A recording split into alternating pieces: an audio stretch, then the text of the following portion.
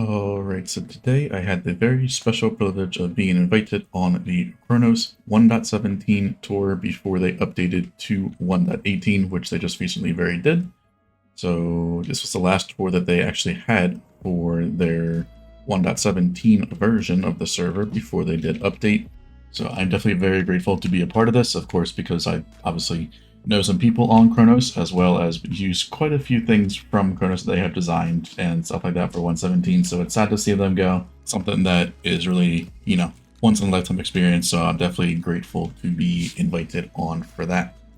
So yeah, this is just my POV from the tour. You may have seen it from Jor's stream or other people's POVs from the tour, but I wanted to get my own just in case, that way I can have it for myself, to look back on years down the line, something that I did participate on. So huge thank you to everybody on Chronos for allowing me to participate in this tour and inviting me in the first place. And yeah, links to the Discord, all this sort of stuff will be in the description down below. This one here, we're gonna get into this right now, and we will see what the tour has in store for us. Neverglide can't come. Avocado isn't coming? Avocado isn't coming? Oh yeah, isn't Avocado like in the awards? Yeah, he is. Yeah. Oh, okay. I saw him in the lobby. I hope he wins like all the stuff he's in. He's cracked. Yeah, he does. That might be too confusing. Avocado's great. Avocado's great. I'm Zoe. He's been my favorite like Redstone content creator recently. He makes good Yeah, videos. he's great. Okay, let me know when we're ready to go One of so the I can few start the recording. content creators I can watch. Alright. I think we're pretty much good to go. Like, a couple of people will probably join later, but Yeah, we should I'll get probably there in, like- wait. I mean, we shouldn't start early because we started It's 1 minute too past. late. It's okay. We can Also- hold on. We can hold on for 5 minutes. Let's hold on. Yeah. Yeah. There's boats if you guys want to kill time. There's this brown shulker. Yeah, you can grab a boat and just zoom around, Let's The go. wave members had fun with those. I put those there like a long time ago. Yeah, let's play bumper cards, guys. Nice. Yo, Oh. bumper cards.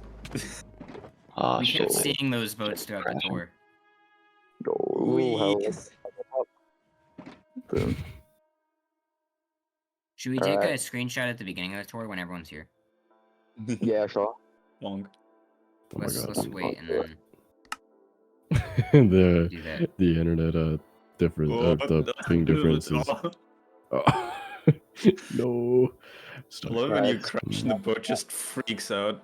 Yeah. Yeah, that's just pretty lags. funny. So anyway, Yeah. this is the spawn perimeter for anyone who hasn't noticed. It's Yeah. designed by Yeah. and Hamster, can you send me that? We mod don't need to mod start folder the real quick? tour right away. We're still I waiting don't on have the people mods on it. folder. Oh shit! Can someone forward? Because if I tab out, because I'm on an iPad, it'll kick me. Can someone like forward the mod folder that Floppy sent? To where? Sorry. Tour chat. Just put it in the tour chat. Yeah. I thought it was already there, wasn't it? Maybe There's I was in some the mods folder in there, but I'm not sure if it's that one. I mean, I can tab out, but it'll kick me, and then. Oh, it's just fine. I'll do it. I can find it. I'll find I it. feel.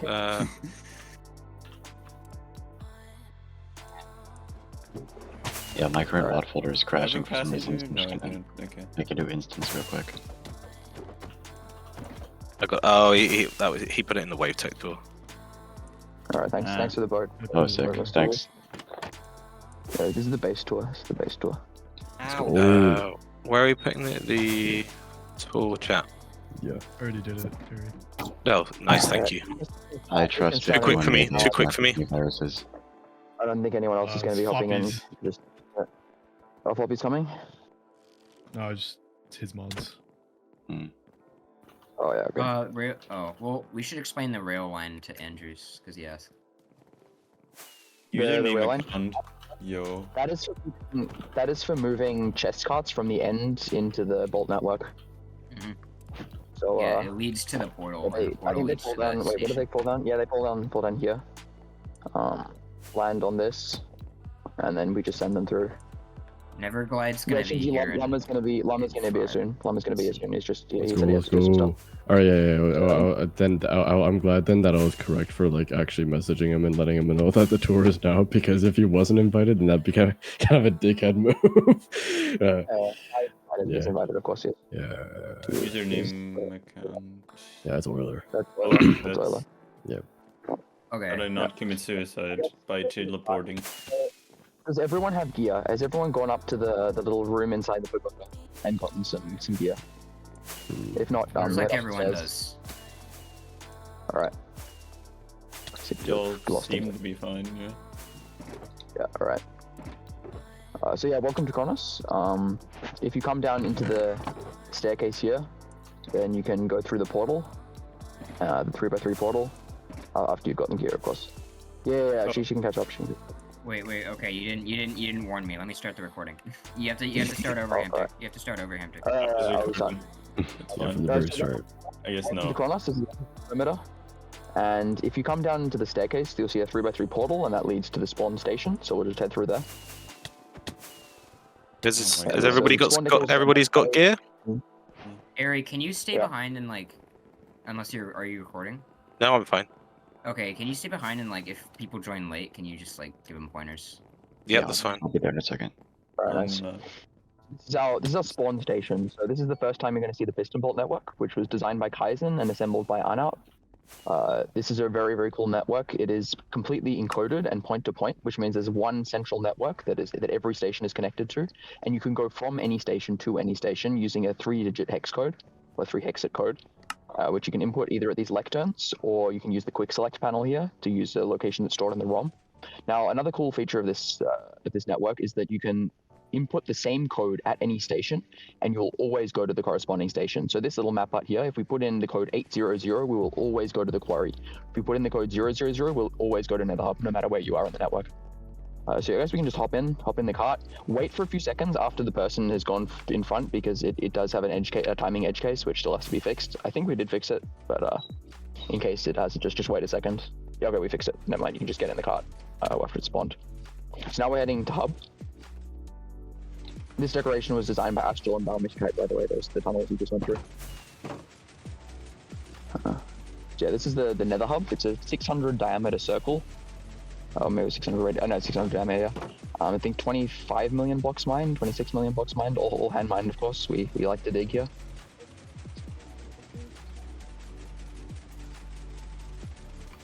So this is the central station. The Nether Hub will be decorated, and we will have a big station, but that is something for a later date. We haven't gotten around to that yet.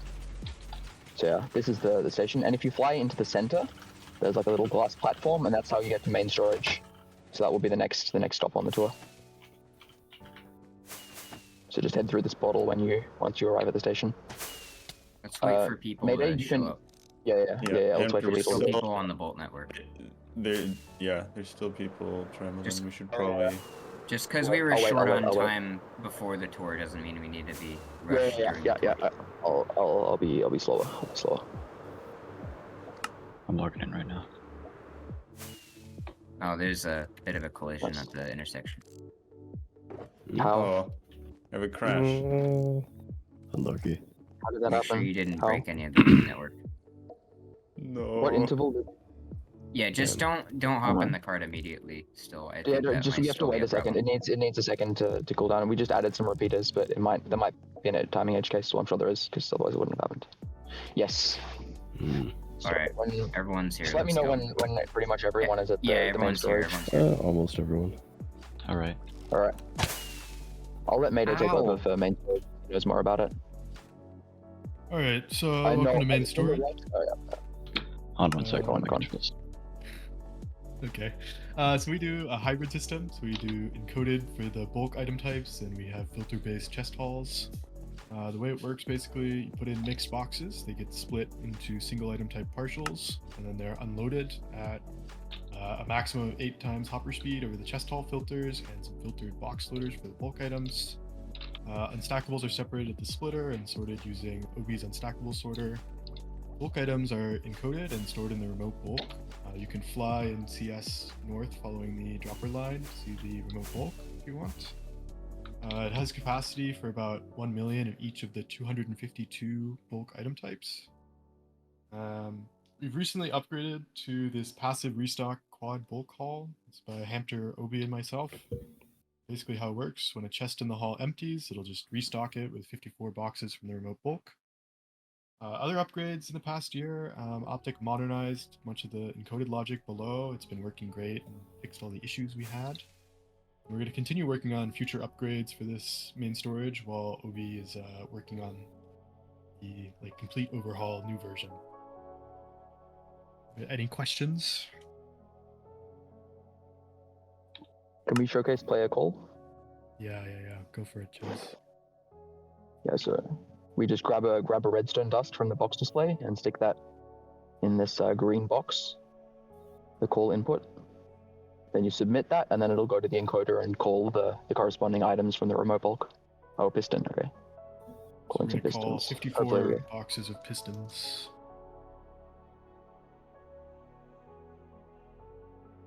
Should have.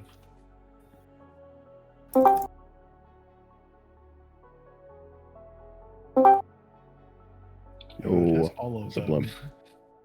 Not Oh, sure it's a lump, exactly lump. the number, Andrews, but I think we've got at least space reserved for all of the 1.21 items. Yeah, we have 250 easily enough bulk. space. Yeah. Yeah, and it's in the item layout as well, so we're update ready. There's at least 252 items in bulk. I mean, there was exactly 252 items in bulk, and then the chest hole has a lot of room for expansion. Yeah, you can see we have some placeholders in the bulk. The tropical fish. Because Well, if items anybody layout doesn't in the know, chest we updated to 1.18 today, so we're updating. Yeah, True. this tour server is on 117, but the main SMP is 118 now. So yeah, if you look in the chest here, you can see the Yes. pistons arriving. So it's actually pretty quick. Pretty cool. Oh, yeah. 100,000 pistons. Damn. So Mayday did Mayday and Optic did that stuff legit. It's very cool. And yeah, it's been working really well in the SMP for the last year. Alright, so I guess the next thing to show would be, so there's like a little interface here where you can see all information about the storage, like whether the brain is messed up, whether you have enough empty boxes, all that. But all So is we getting restock upgraded in stations the then? next storage. Encoded chest holes is the main thing. Yeah. Makes sense. Yeah, and then here we have, to the left, there is a hallway with the unstackable sorter, and the 50 millionth pick use and the 50 millionth netherrack mined stored here in a little crafting station. Then we have the map art room.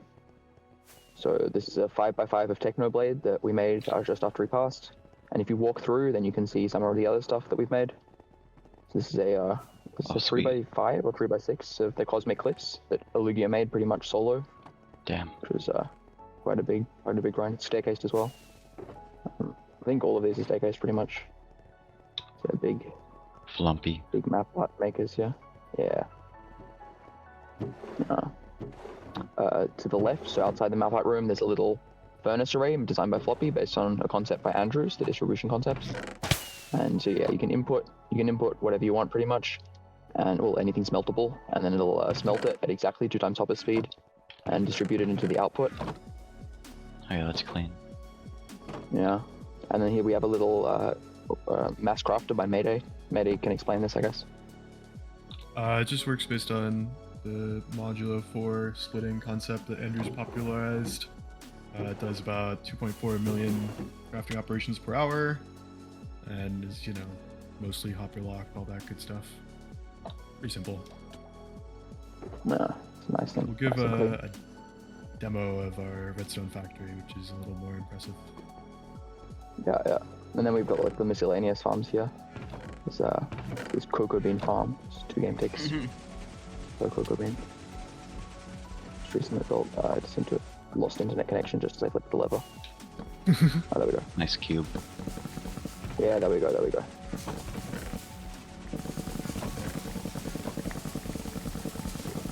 will turn it off then.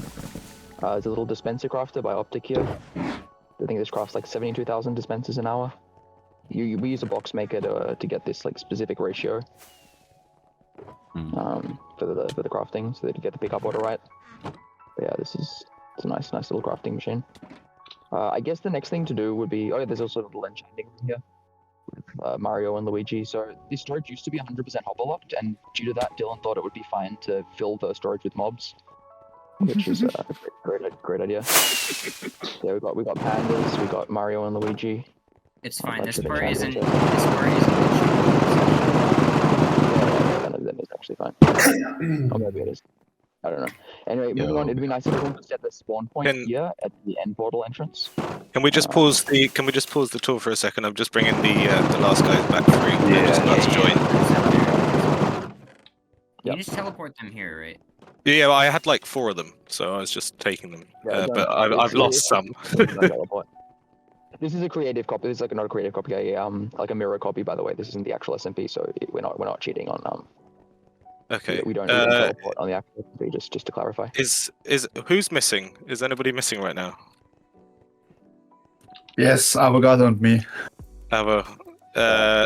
Can somebody TP Avo? I'm just coming through the portal. Yeah. Right, sure. You'll Okay. TP me as well, please. Oh, it's a bit dangerous. There we go. Cool. Hello, Lum. Hello. Yeah. You.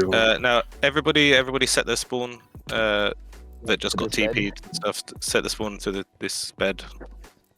I'll just help things later on, Someone jumped in. so we don't have to travel as far. Don't Oh, jump no. in yet. Don't jump in yet. Yeah. Shoot this. We're not going I to be mean, we're jumping gonna down go that there in a portal. second anyways, but No, just, thank you. let's go in all at once. The The next step would be the gravity block trip, actually. So don't go through the portal yet. My fucking. oh no. A little side note: Oh, we no. stopped in 1.14 to get god armor. So if unfortunate. you check the armor you're wearing right now, No. it's very over enchanted. We were meant to go first to. Yeah, We're gonna go to don't the down, gravity block guys. trip now. Has Yeah, everyone it's set their okay. spawn, or are we still waiting on people? I think everyone said it. So if we go back think to we're good. the bolt station. Yeah, so if we go back to the bolt station now. Okay. Oh, please don't. Please, Yeah, There don't are a jump in. couple Don't keep- jump in. A couple people fell in, I believe. Well, Does just- anybody just- need just go TPing through back? the exit Yeah. portal if you set your spawn. Are we all?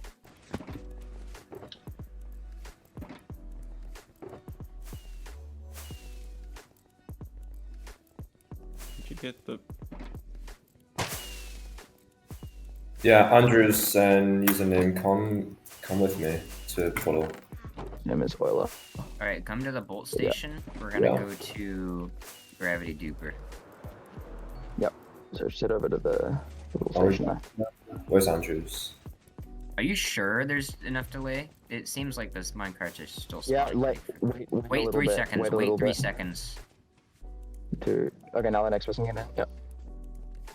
Wait, we're missing Andrews. He's on the end. Oh no, where's he? Oh, you didn't said your. Okay. Wait.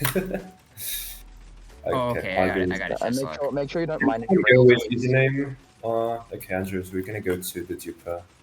Gravity duper. Okay, now jump on the minecart and you'll be sent there. They're really nicely decorated tunnels. Thank you. Really nice. The whole bolt. Okay. The whole bolt Uh, thing took a long time. Yeah, this is a Right. project to get it to this state. Yeah, definitely the biggest project. There are 23 Can we not? kilometers worth of fully decorated project bolts, and yeah, 4,096 possible stations could be added to the network. Quite a lot. Go on. Bundy. All right. So when everyone's at the station, You just let guys me know go. and we can go head through. This particular set of decoration was designed by Smugglers, and yeah, this and the station as well was designed by Smugglers. So feel free to head through the portal now. This is the gravity block trooper.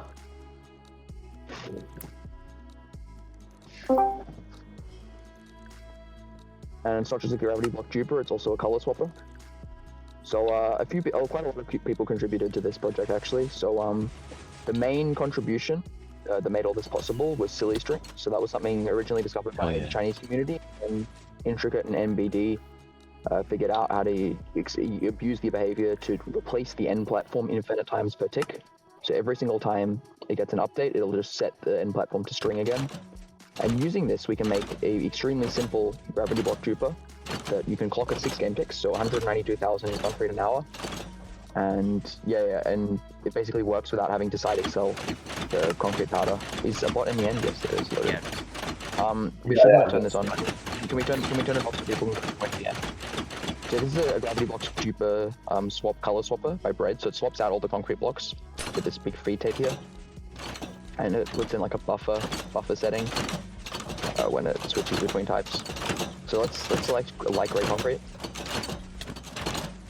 It's also relatively spam proof, I'm pretty sure. So I just pressed a button and hopefully it won't break.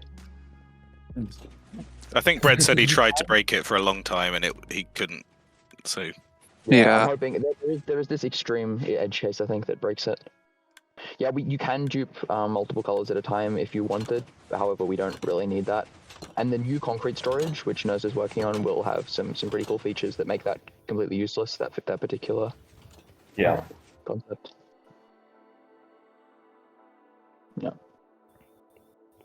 Oh, I seem to have gotten kicked.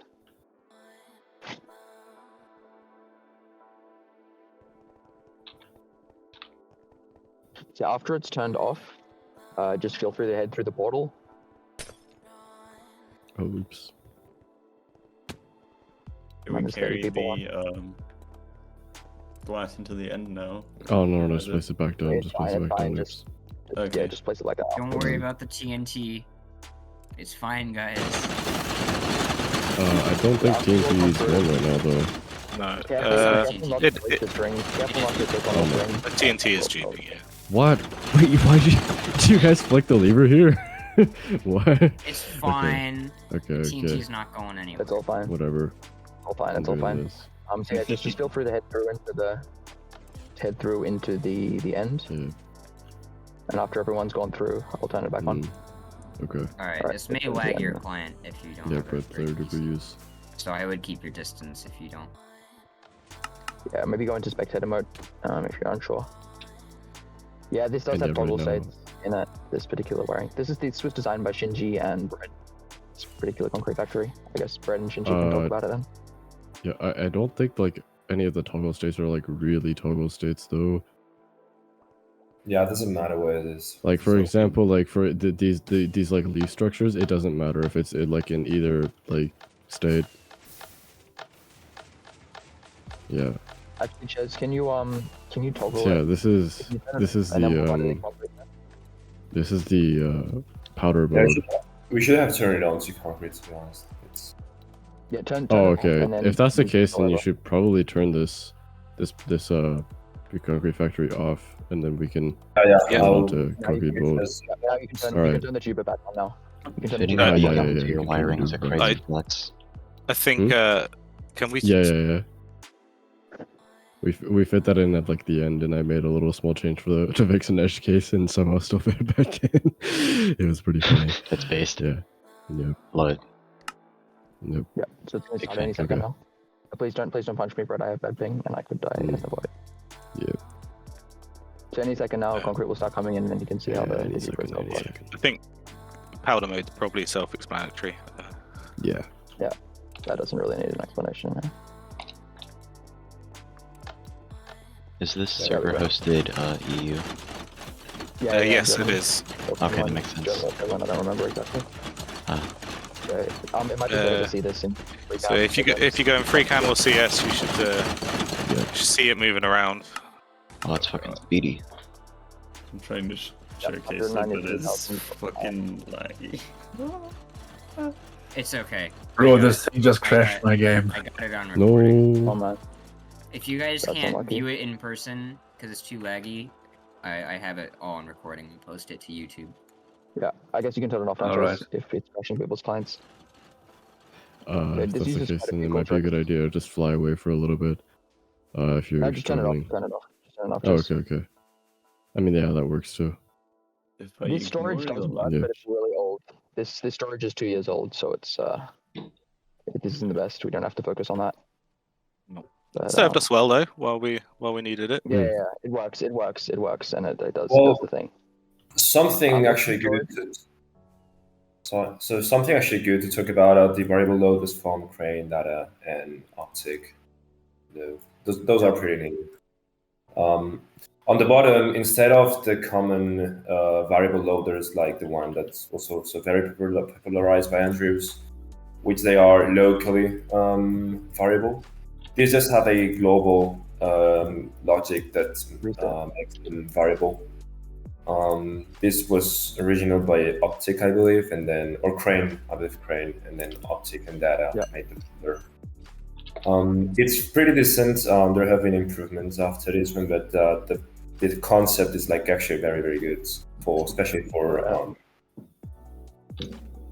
essentially what this lets you do essentially is reset all the filters to blank, and then when new items come in, it'll like assign all the filters variably. So if like yellow concrete comes in, all of the loaders will turn into yellow concrete loaders, and then you can automatically deassign them so they can be ready for the next color. The boxes are. There's something wrong. We cleared, no, it's not. There's nothing wrong with it. We just cleared out the boxes. Yeah, we do that when it resets. Does it just dump them all on the ground, or? No, they're not full, so they get voided. We void the boxes. The boxes are they are just dropped. They can land on the edge, but it's fine. So the next stop would be the bee farming area. So just follow me. We're going to be flying to the west, to the honey gateway.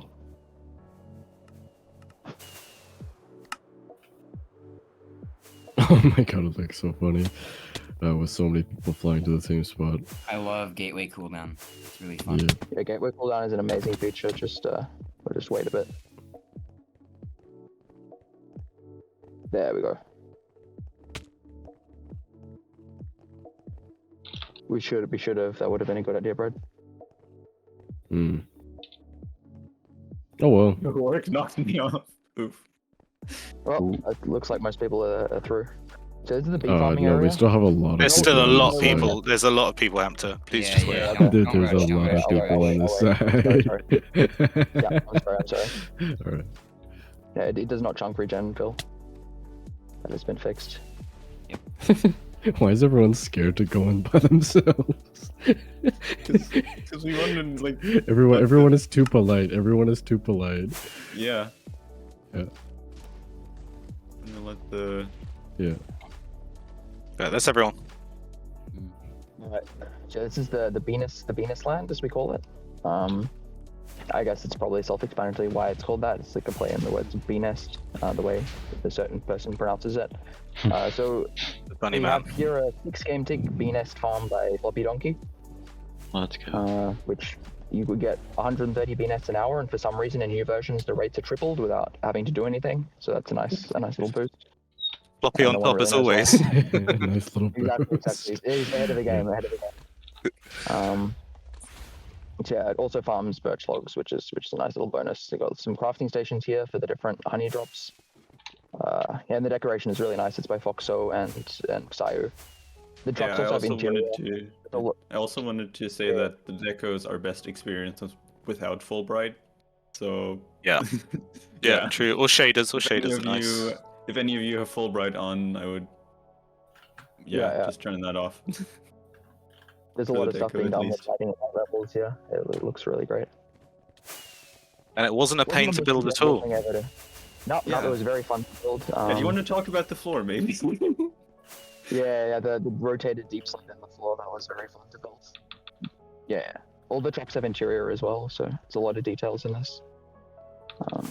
It's like honey pipes in the back. Farm itself, right? We're gonna show the. Do we show the farm itself? We're not gonna turn it around. It'll lag everyone's clients. There's way too many bees. We can go down. We can go down into it. You can go down. You can go look at it. So this farm is by Monica. They did have some chunk regenning issues in 117, which are now fixed. Over here. I'm just gonna. The Mayday. Yeah, we can just break the door. Yeah. Yeah, just break the door. We don't need it now. Yeah, it's just in the middle of the island. Island empty. So that is there's a little honeycomb farm as well. And after that, we can head back through the gateway. I'll start queuing up for returning. Wonderful. Yeah, a little. Yeah, but you don't actually use that much money, so this is like I think it's like 14,000 honey bottles an hour or something like that, which is more than enough for our needs. Insane overkill, yeah, absolutely insane. Big Back fan to the of RV, using everyone.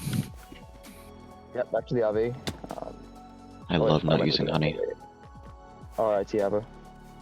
Uh See ya. oh. See ya, Euler. What happened? I pushed him off the edge.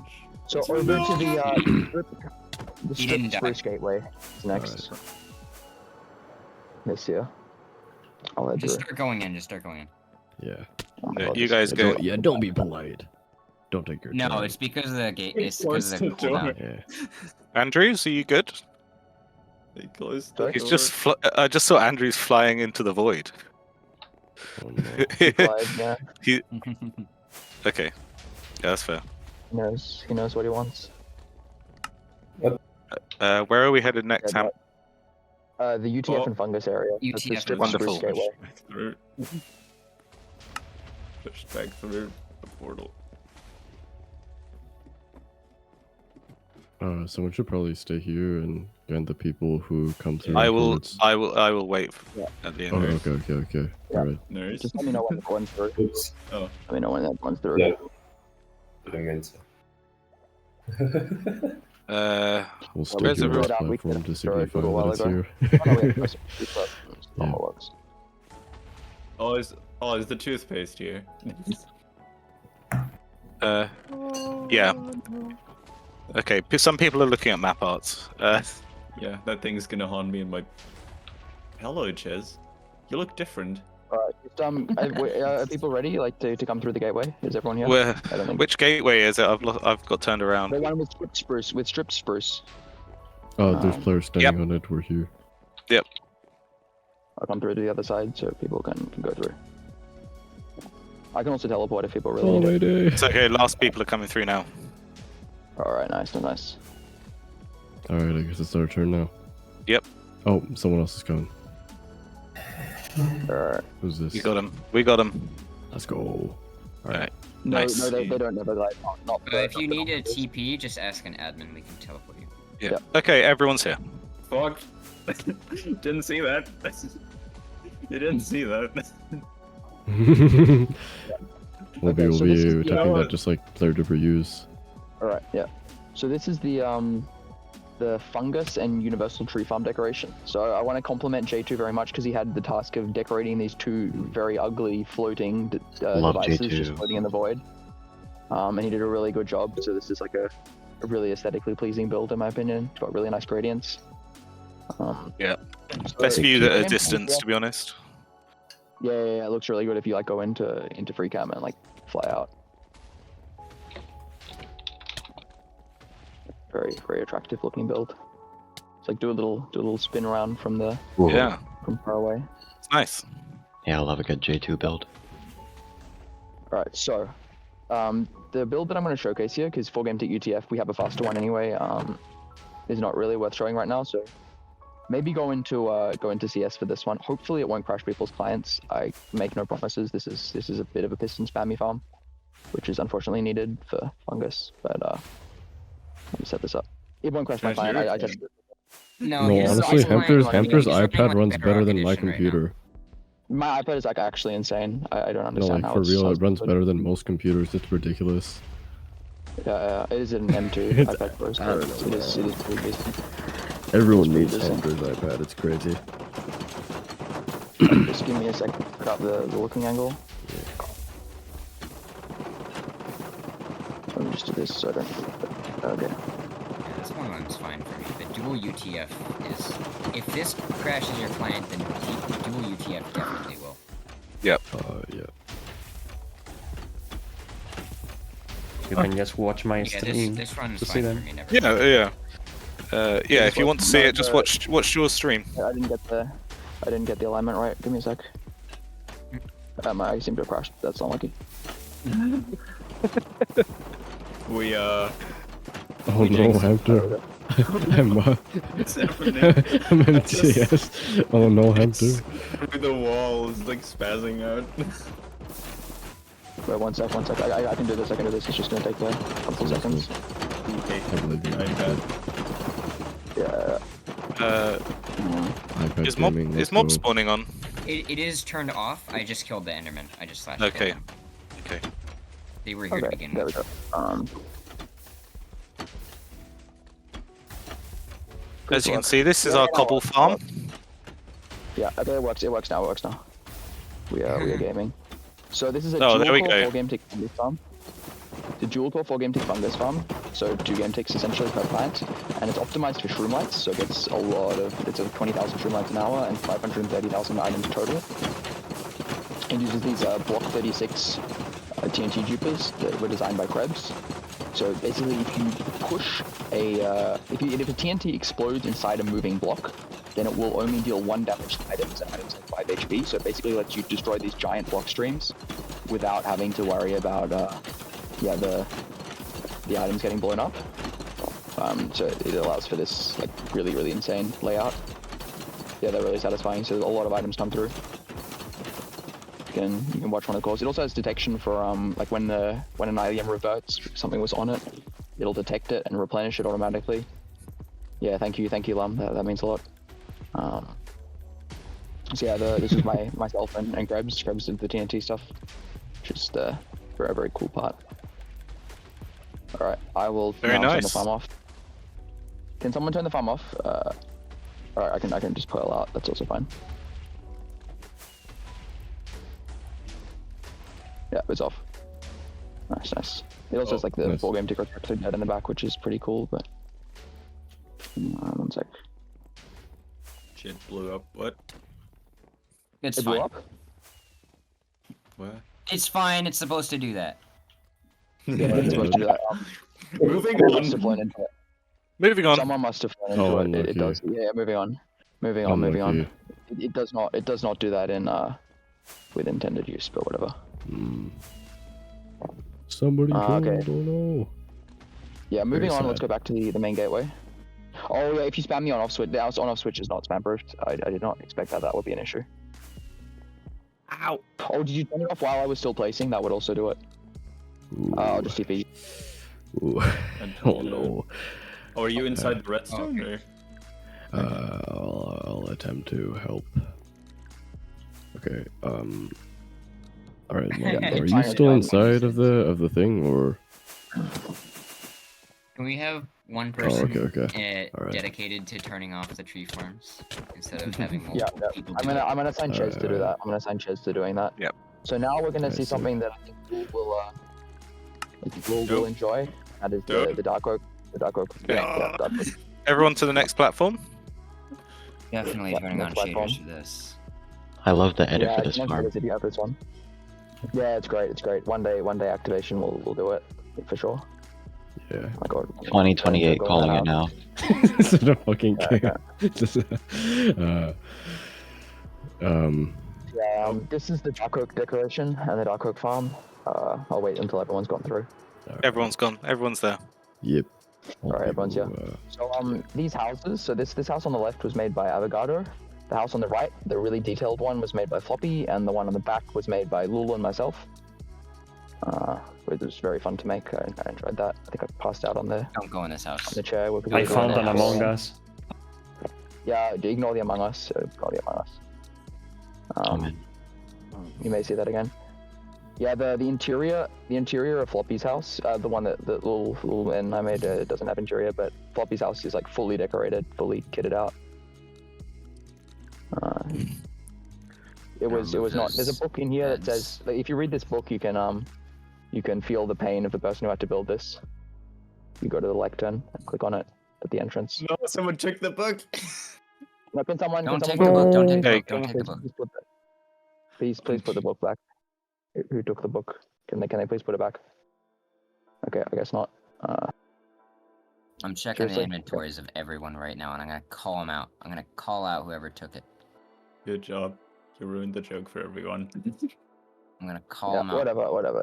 Anyway, it's just saying that that the house was awful to build and it took a very long time. So yeah, that is it.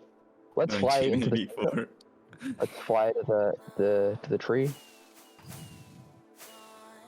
Which one? I'm just kidding. The main tree. Oh my god, I'm turning off my shader. I'm getting so many god rays. Yo, we gotta step with your channel Stratos too. Be a shame if that server died. I don't have the with the names on. I think that's probably a good thing. But We just called. Yeah, I turned him off too. sanity. Alright. So this farm, I think Lul, are you here? Yeah, Lul is here. I think. Have you seen this in person before? Like in the deco in person before? Lul? Probably not. No, yeah. So this was we made this one together.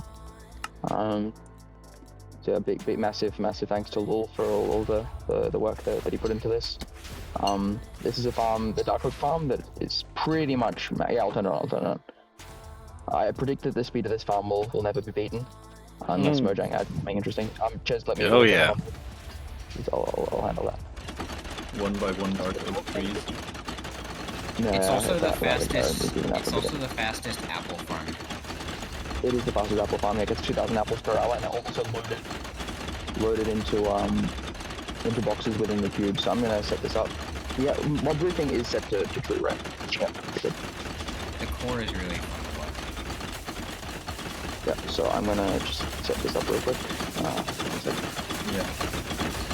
That's good. Mob grouping's fun.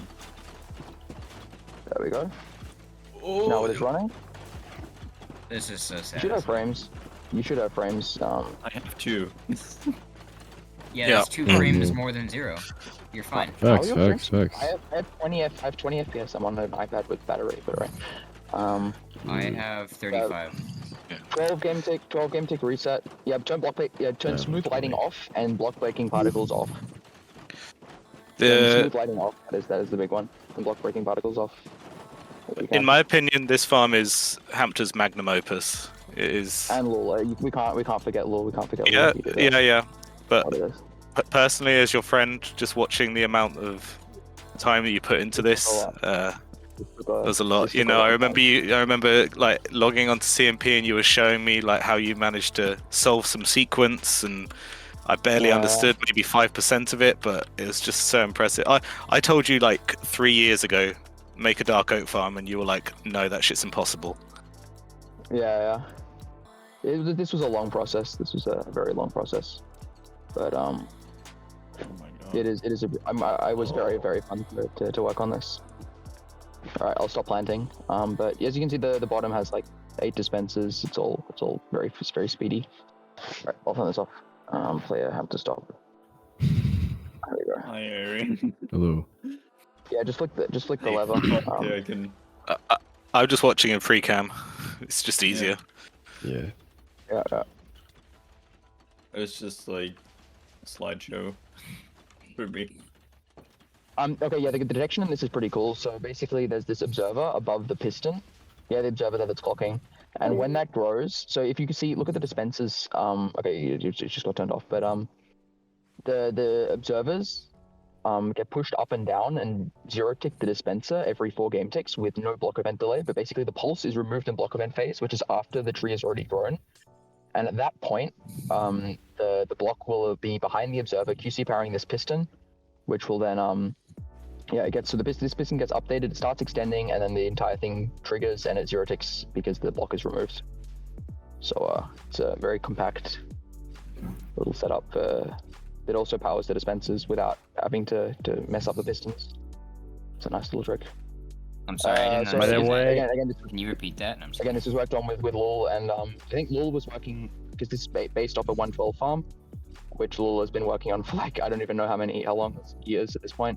And then this was a remake of the farm for new versions that I think I started at like I was working on it for 5 months, and then Lul came in like the last 2 weeks, and we rewired the whole farm pretty much. If So. someone asks why Hunter won the Zero Tick award, this is why. Yeah, literally. No, it's gonna be the it's probably because actually it might have been the furnace card it keeps the llama down. This is a little trick where so the llama would get pushed up by the pistons that pull the logs down, but if you have a furnace card on top, then both the player can't accidentally get in it. No, because the player could accidentally open the chest cut UI, so the player can't get in it and it can't open the UI, and it also keeps the boat down. So this alignment also took a while to figure out, like getting it. It's a kind of a well-known trick, Neverglide, to use. At least indoor people use furnace carts a lot to avoid clicking in them. So I think that's where I got it from. But you could use a TNT card actually, I think. Yeah. That'd be a bit Right, fragile. wiring is- to Hunter help. people I are couldn't really recommend it. curious. Why is my dark chat- oak farm blowing up? My chat is really curious. Hunter, how are you managing to play on an iPad? Yeah. I have an external mouse and keyboard. And it's too, so it's pretty chill. Raimundo says tell Caleb, I say Joe. Alright, let's move on. This is Yeah, why we're right, engineers, not because of the redstone, but because we managed to play on an iPad. Exactly. Yes. Get anything to work. Yeah. So Law actually updated fixed the last bug that was left in the farm, which was a tiny bit of item loss that adds up to not even 1,000 an hour, but it is fixed now. We should probably do that at some point, but no. See you, Hamza. Alright, so the next stop is dual core UTF, which I don't think we can turn on because it'll crash the server. Not the server. It crashes crash the me. site. If it crashes me, it'll crash a lot of people. It does not crash me, which So is this- nice. Yeah, it doesn't crash me either, which is pretty cool. Anyway, so this is basically the culmination of every clocked fast tree farm. This took I think a 4 or 5 year process of development to get to this point. And it is a dual core 4 game tick UTF, so essentially 2 game ticks per tree. Except for jungle has to run at 4 game ticks per tree because of sapling return, obviously. But yeah, you can run azalea every 2 game ticks, like a full azalea tree, and it harvests branches, so that's 161,000 logs an hour in a 1x1 farm, which is kind of crazy. Don't turn it on, Never Guide, please. Don't turn it on. We've got a selective panel. It is very friendly on the server, not so much on the client. Very lag friendly. It's really cool. It uses push limit detection for the back core, same as the fungus farm, so you can retract through dirt and zero tick the dirt back in every 3 game ticks. Every 4 game ticks, I mean. 3 game tick reset. Yeah, this is if you're not into tree farming, it's not gonna seem quite as cool, but this took a very long time. Plexi, by the way, I want to give massive props to Plexi. He's the one who played through and finished. Definitely. I'm not into tree farming, but because of Hampter, I hear a lot about tree farming, and this was one of those things that for a while was seemed like it was just going to be a myth, and then it was it's definitely possible, but nobody's willing to wire it. And Plexi, the mad lad, just fucking did it. So a bit over 2 years ago, Momo started making mad layouts, lad. and people were telling him that it was never going to work. And then Plexi got interested, and then over the course of 2 years, he just made layout after layout and tested sequence after sequence. And eventually, with the things started to come together, really nice wiring was found, and now it's actually done, which is still kind of crazy. Are there rails at the top just to collect the excess saplings, or? This is meant to work in the Nether. This is meant to work in the Nether because it uses wither cages. And so basically it runs carts around to collect the saplings. Saplings return is a bit of an issue because you have way less space to fit in the pistons to crush the 40 leaves per tree required for jungle. But yeah, it is fully self-sufficient on jungle saplings. So yeah, it works for everything. It also works for cherry in 1.20. So yeah, it's a very cool farm. Yep. Alright, I guess the next stop would be the wool farm. Let's go. Phil, so this was Nose was gonna finish the storage, but it didn't happen in the end. So it will be added later, and we can just use some water. Yeah, we will have deco for dual core, but at some point, smugglers, if there's a lot of other things to do. I don't know. This platform's a bit small. We should. I mean, it's it also is quite temporary. Yeah, it's temporary. It is very our temporary. end hub is very, very temporary. It's gonna look a lot better later. How long has the platform been temporary for now? A while, but it's this one a few months. Yeah. Nice. This platform's a bit small. Okay, I'll wait for everyone to come through. I guess this area can take over here. This is Yeah. Oh, I reckon. Okay, well, all of the... Why did Everglide over here. Why did we spawn on top? Yep. Oh, because it was shut at the top, yeah. Oh, wait, the size storage meme perimeter floor actually made it in. Nice. Okay, we can go inside if you want. Okay, so this is our wool farm. This farm was designed by myself and Monica. The storage was designed by Obi. It in total is about 410,000 items per hour, and per color it's about just 25,500. So I suppose the best way to be would if you CS to any of the modules really. So it's sort of based on the feed tape idea. So once the sheep eats, it gets pushed around, the grass underneath gets pushed around, and then the sheep can eat again. It's got a 10 game tick reset. Sorry, I'm reading my notes, man. Let's get this fired up and we can start to. I'll just do like maybe one color. So if we do yellow, and then we can have a look. So if everybody CS is up to the yellows, you can see it in action. LimeWire. And the wall's already fallen, I think. Yeah, we'll be going. Yep. So yeah, the sheep eat, gets pushed around. There's 8 sheep per module.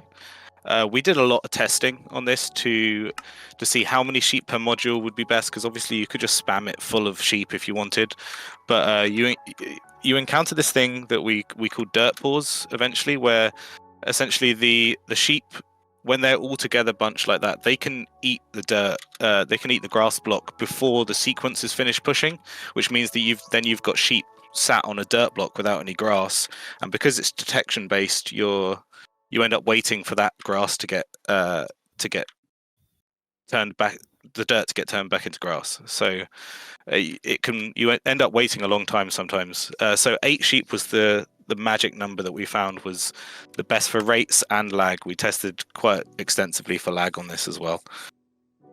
We did have a working setup that would eliminate the dirt pores where we pushed the block up into the sheep, but it was a lot bigger and it ultimately yielded slower rates due to like a much slower reset time.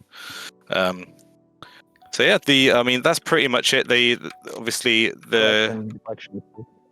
the sheep's head is in the glass, so it sort of item elevates up, and then is pushed into the water streams, goes into the box loaders, which then spits it out into another water stream, which each one has a slightly different alignment, and that is because where it's collected down at the very bottom, it then goes up to the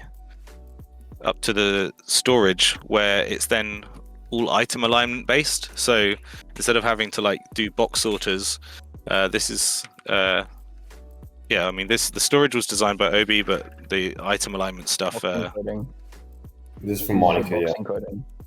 I think it was originally a Chinese thing and then redone by a couple of people. Yeah, I know Command Leo showed a very good example of it before.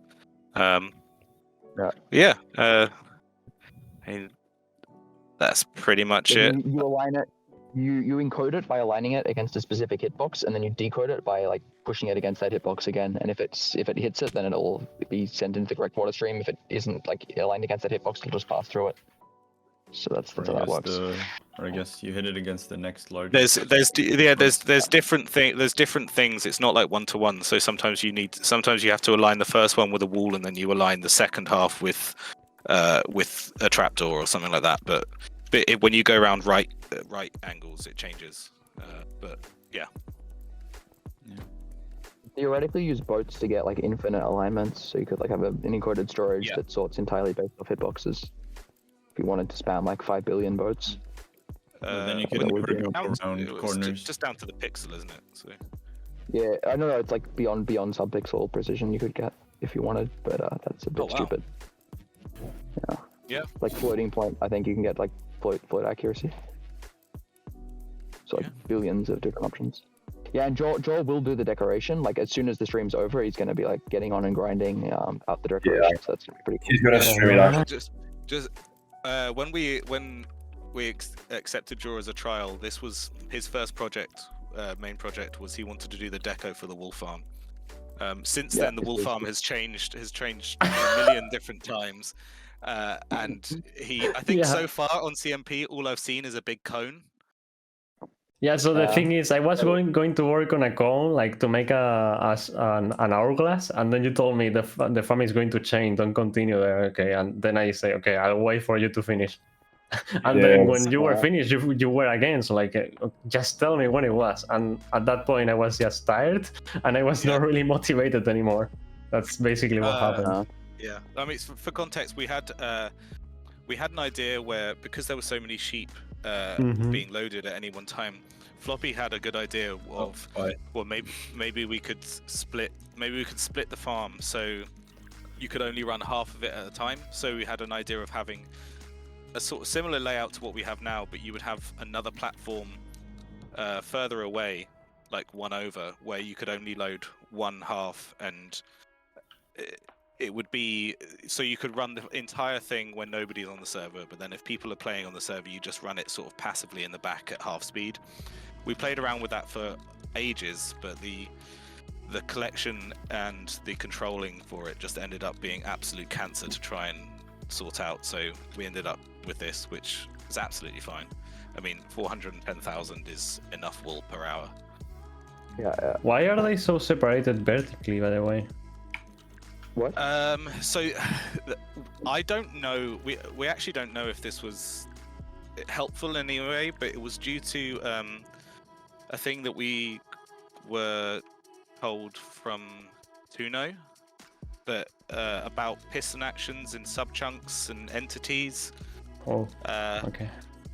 It was optimization to try and reduce the amount of pieces.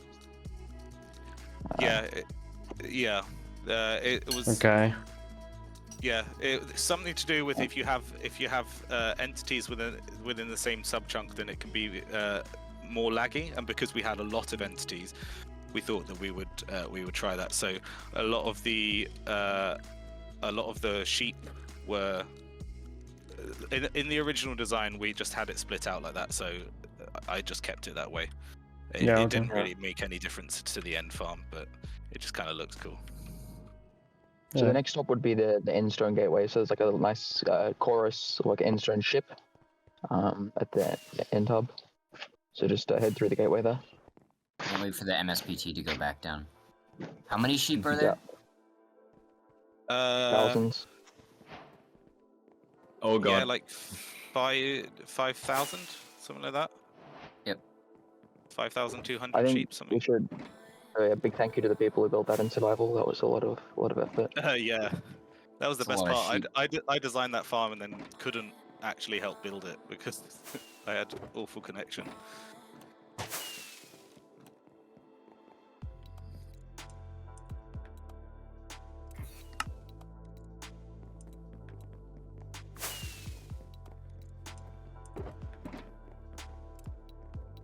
Alright, Nose, do you want to explain the Endstone quarry?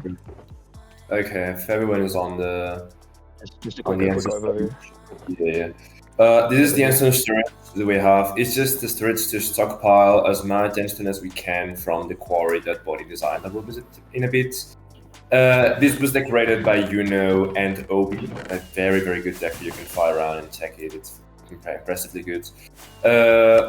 So I'm gonna explain this. Well, actually, we'll explain the interface later because this is an interface we have on many storages currently, and we showcase this one later. We currently already have around 8 million Endstone, but we're able to stockpile up to 40 million, so we can run many new quarries, and we'll just store everything here for later usage. Something that's a work in progress is that if you come under this bridge with me. That interface is something that we'll use eventually because currently there's nodes that we don't have the tag done for the end. But we're gonna have also an end bolt, and this is just an integration for the bolts. So what we can do is from the quarry we can send the cards to here, and then we just flick this to start, and then it tries to unload the cards one at a time and load the bulk, and then we can also send the cards to the gateway instead of unloading if we want to unload the cards from here and send them to the gateway. And well, this is not, we're not using this yet because we don't have the end gate bolt connection. But we also use this, which is if you come above and you go through the gateway, you'll see that we all spawn in a block where there's water. This is a player and card sorter. It's based on the fact that you spawn always on this block. Okay, we force the player to spawn on this block from the gateway, and the card will just go through down the soul sun and snap into a rail that's under it. Nice. Yeah, I guess we can go to the quarry now. I guess. Yeah. If you need rockets, Trapdoor right? is just containing the water. I'm pretty sure.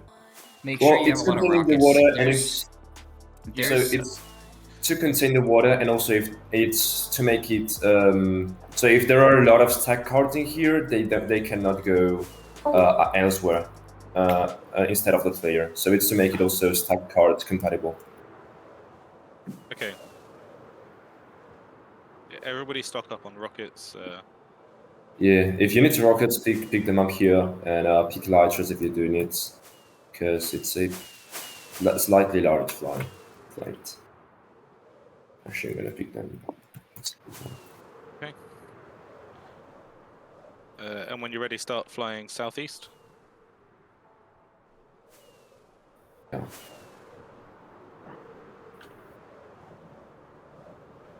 I'll wait till people show up. It's a long fly. Yeah. Yeah. Never glide. Southeast. Go. Phil. Yeah, let's go. Oh yeah, sorry. Yeah, That way. let's go. Head that way. Yeah. You guys Yeah, all that's done? good. Thanks. Yeah, I don't think there's I any feel other- that with that. Everyone's on their way now. Yep. Okay, so this is the. Oh wait, everyone's on their way. Yeah, Thought just you 2 Yeah. seconds. Yeah. 2 seconds. I thought you said everyone was here. No, we're going. No, continue this That's way. understandable. I shouldn't have said that.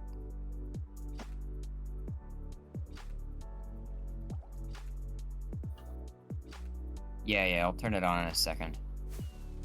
Oh, we're literally eating through an end element right now. Nice.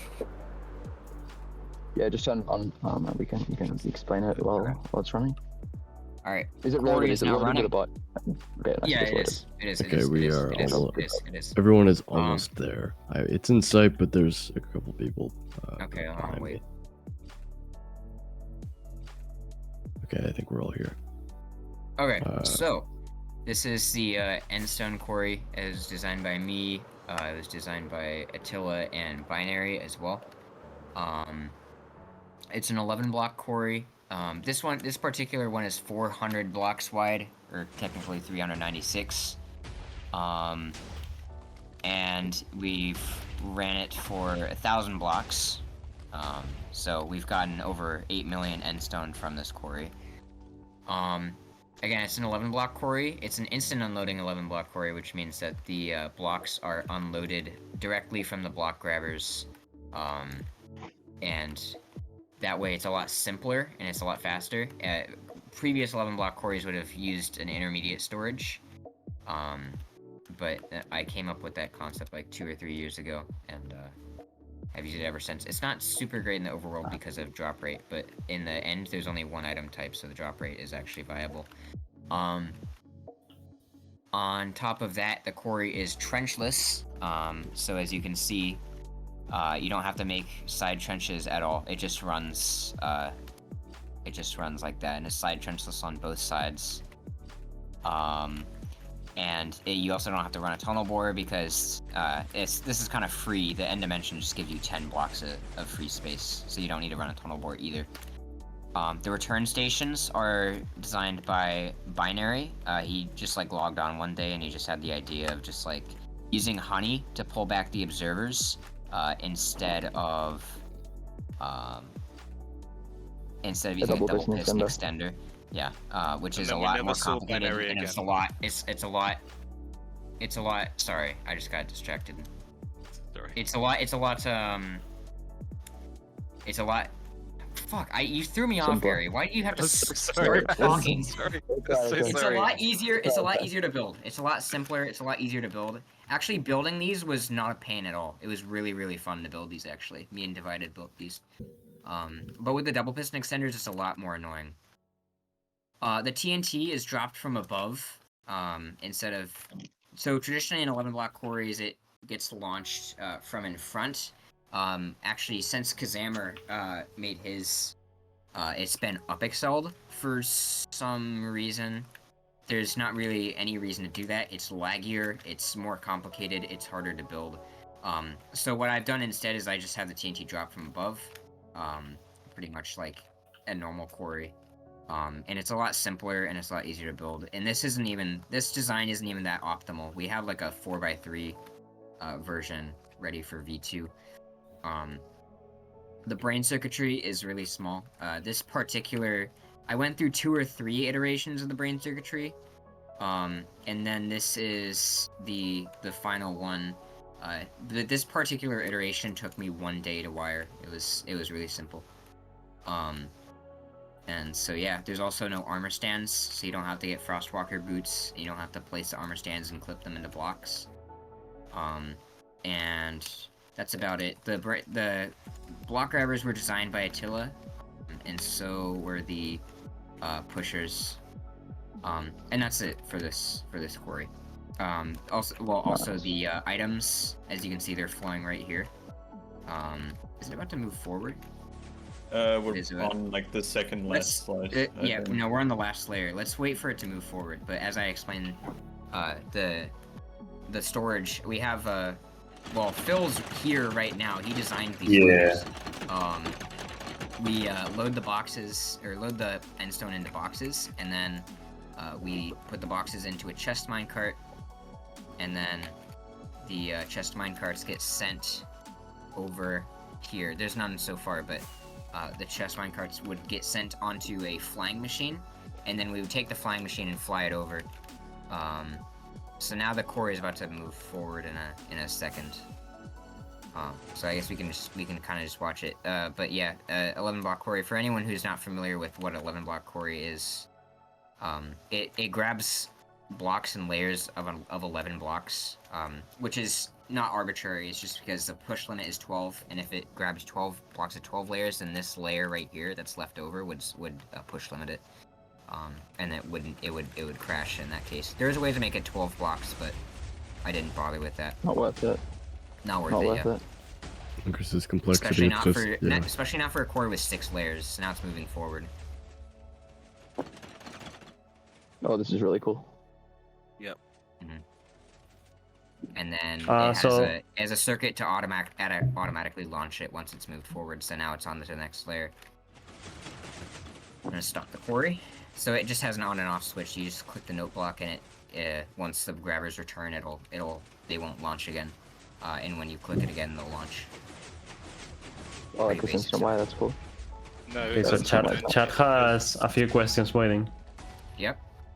So the first question is, why does it work with push limit if there is no liquids in the end? I did that as a little bit of a precaution because of the chorus plants. I don't know if they can grow I don't know if they can like get broken and like update some observers on the block grabbers. So I did that as a precaution, but also it's also because of convenience. Because pushing the water stream is you have to make that independent of the block grabbers and pushers. If you don't have pushers, you have to make that independent, which is a huge effort. It's really hard to design something like that. So I just used pushers, which kind of solves that issue as well. It just pushes the water stream forward, which makes things a lot simpler. It's also convenient for the AND gate, right? The AND gate as well. Next question is why not vertical quarry? This is a vertical quarry. They meant like why the slow process in terms of like pushing like 11 blocks up and all of that basically. Because of drop rate, because Endstone has really high blast resistance. It's vertical. It's just because I didn't want to. Making a vertical duper quarry is kind of annoying because you pretty much guarantee that it's not going to be trenchless. You don't. So if you want it to be trenchless, you're gonna have to either go with this or lightning fast. I just chose 11 block quarries because I'm familiar with them and they're cool, and I just wanted this to be like the last holdout because 11 block quarries have been on their way out for ever since vertical duper quarries were a thing. Yeah. So I kind of wanted to make this like the last 11 block quarry, so that they're still being used. Trenchless makes sense for the end. It is. Caleb is right. It is more lag friendly than a lightning fast. So, that is another thing. If I made it with a lightning fast, it would be a lot laggier than this because there's a lot more moving blocks. This has less because it's just grabbing one layer 11 at a time instead of the whole slice at once. Okay, and last question is how many items does it miss? How many items does it miss? Yeah, TNT exploding the items. Don't remember. I think it's like 5%. I'm just gonna assume it's 5%, Okay. which is like which is like not really that amazing, but it's not like unusable either. We still got 8 million Endstone from it. Do you know how fast it is? Like this one specifically? This how fast is the Endstone? No, the Endstone. No, I don't know. I don't know the Endstone per hour. That's kind of a useless metric for quarries because I know. It varies. Yeah. It's just a question the chat has. I'm not making the question. Chat is. Yeah. It's depends how big you build it. It depends the height of the Endstone island you're mining. Like, if you want to know the slice speed, I also forgot. So even no matter what you were asking, I don't know what the slice speed is. It's like 5 or 6 minutes. Autocraft's archive is officially live. It is mainly a collection of all of the perimeter decorations that are on Autocraft. So if you were ever interested in picking up one of these, now would be the best time to do so. Visit the website linked down below.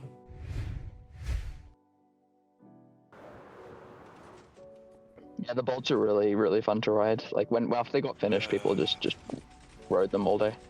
I don't know if we stressed enough how much of a grind the bolt network was. Like we kind of glossed over it. It was bad. I want to just give a big shout out to Arnout. Like just the amount of work that Arnout put into getting this network done on Mirror and then on SMB. Is everyone on the bolts? Obviously, it's Kaizen's network, but this wouldn't be on SMP if it wasn't for Arnout. It's just yeah. They both put in a massive amount of work. So just big. Kaizen designed the puzzle and Arnout fucking completed it. Yeah. Oh god, yeah, Bungie LG. I guess someone who's already there can TP if. There's a reason the batteries, but it's okay. So it uses like rangefinder's Neverglide. Like it checks to see whether the code is within a specific range, and then depending on where it is in the range, it'll send it left, right, or forward at the intersection. It's like, what do you mean load the redstone intersection? What do you mean to load the redstone intersection to change?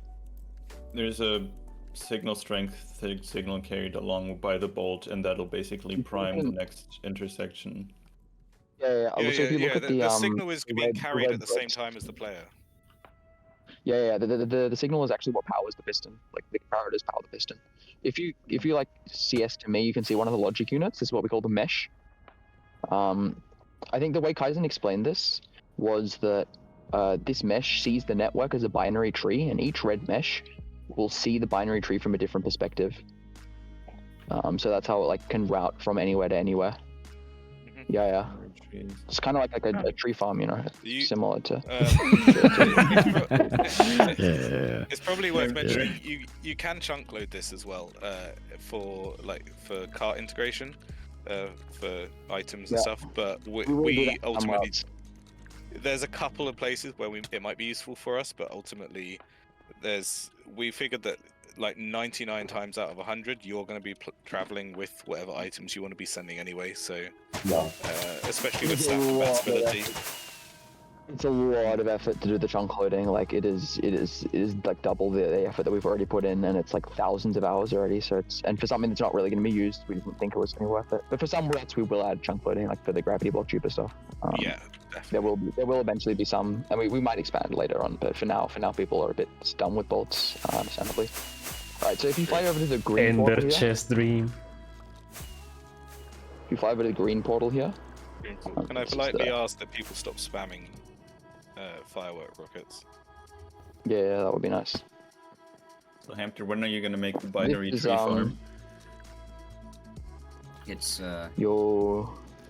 I have like pretty cool. exams in a couple months. I really need it. Yeah, I'll get that for you. Got that working. Thank you. Zero tick binary tree farm. So yeah, this is Floppy's as we call it, the Magnum Dongos.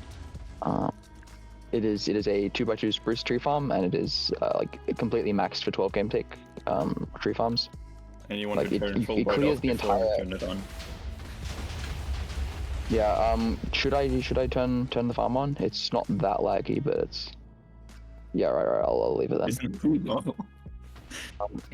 You can turn There it may or may on. not be a new one cooking. There may be a new one cooking. Yeah, this is all under the roof. The roof is like a map out of Floppy's, like the floppy donkey. Yeah, it is the donkey that was on the nether side portal. Yeah. The roof is for reducing light updates. So basically, this clears the entire bottom section with 4 dispensers before the first bone meal hits. So it's like absolutely max speed. And there may or may not be a new one cooking that is even smaller and even cooler. But that is an unconfirmed rumor. No. 8 game tick is very, very bad for lag efficiency. It'll crash like nearly every client, and it's just incredibly laggy for kind of useless increase in rates. So it's not maxed out, is what you're trying to say.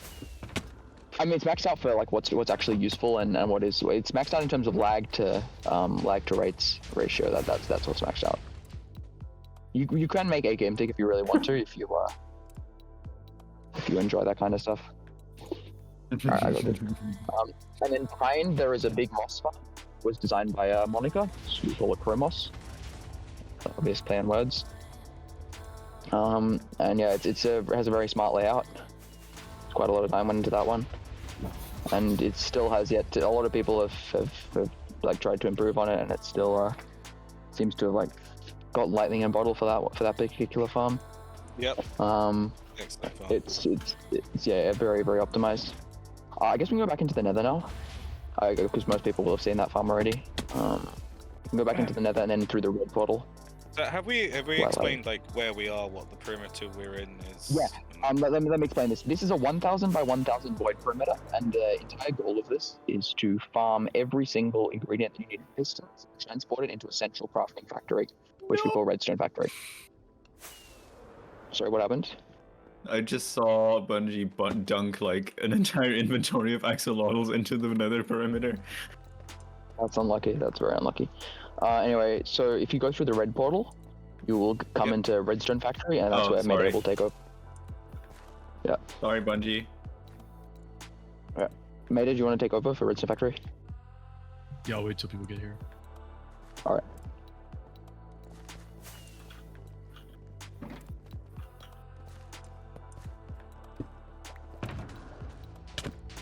This is version 4, I think.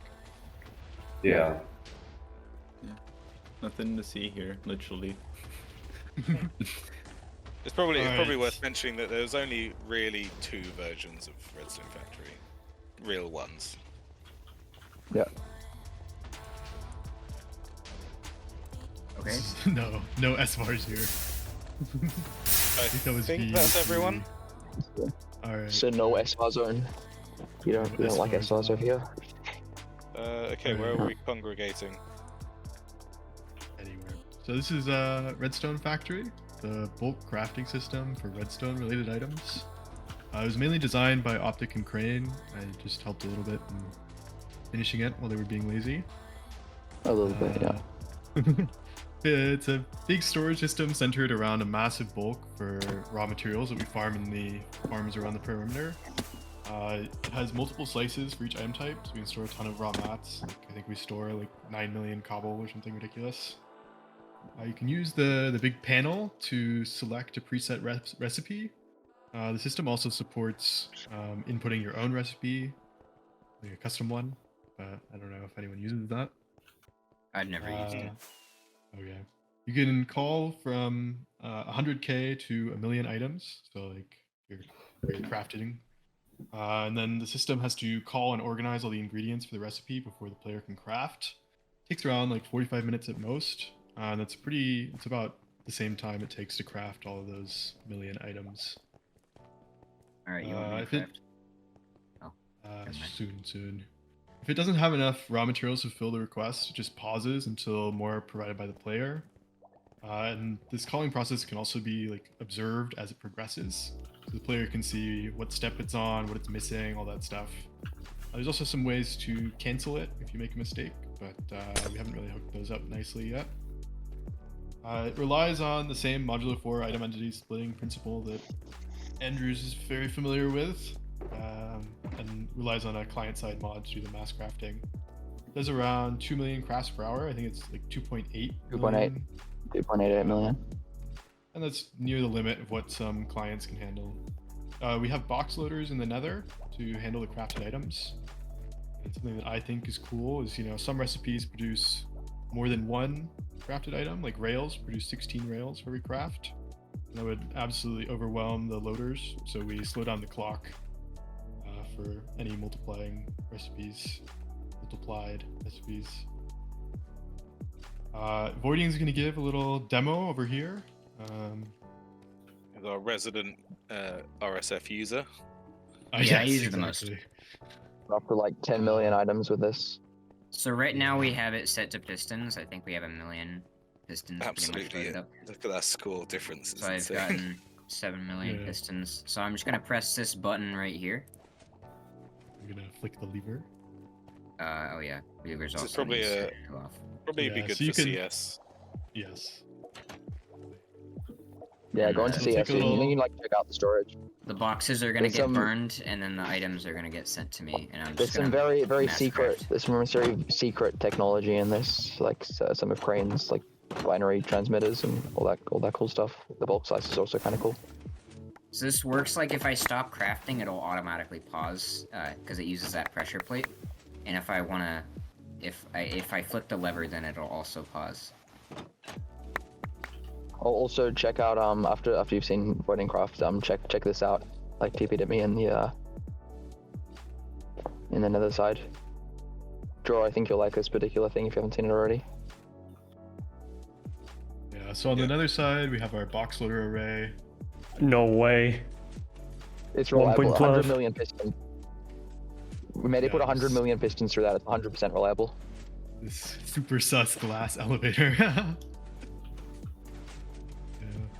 Yeah, glass elevators have been around for God knows how many years, and we're still using them. Yeah. Very useful. Like, dropper tower wouldn't work, Why not? Never. It's funny you ask. I just wanted to be the devil's advocate, just for the guy that's gonna ask in Jaws chat. Yeah. And we'll never get released, right? This is never getting released, no. This is heavily gatekept. It's secret technology. A DLC. It's so shit. Oh yeah, true. We should open the Patreon. If you donate, then I'll get you the schematic. If you subscribe to our Patreon, we'll show you how to push items around the nether. We disabled the piston door because it broke last tour, and it's also just unnecessary. It is a very cool door that was made by a Lamendo. Unfortunately, like containment issue. No, I'm kidding. Okay, it is contained. It's contained. However, weather was a bit of an issue with that, like snow forming on the observers. So we just disabled. Wasn't it like? Wasn't there like problems with, at least in the initial designs, I remember somebody complained that the door was built too close to the portal, so people could actually TP. Yeah, and people could like non-loaded before it finished opening or closing. Yeah. Yeah, it's scuffed. There were issues with that, so we just disabled the door for now.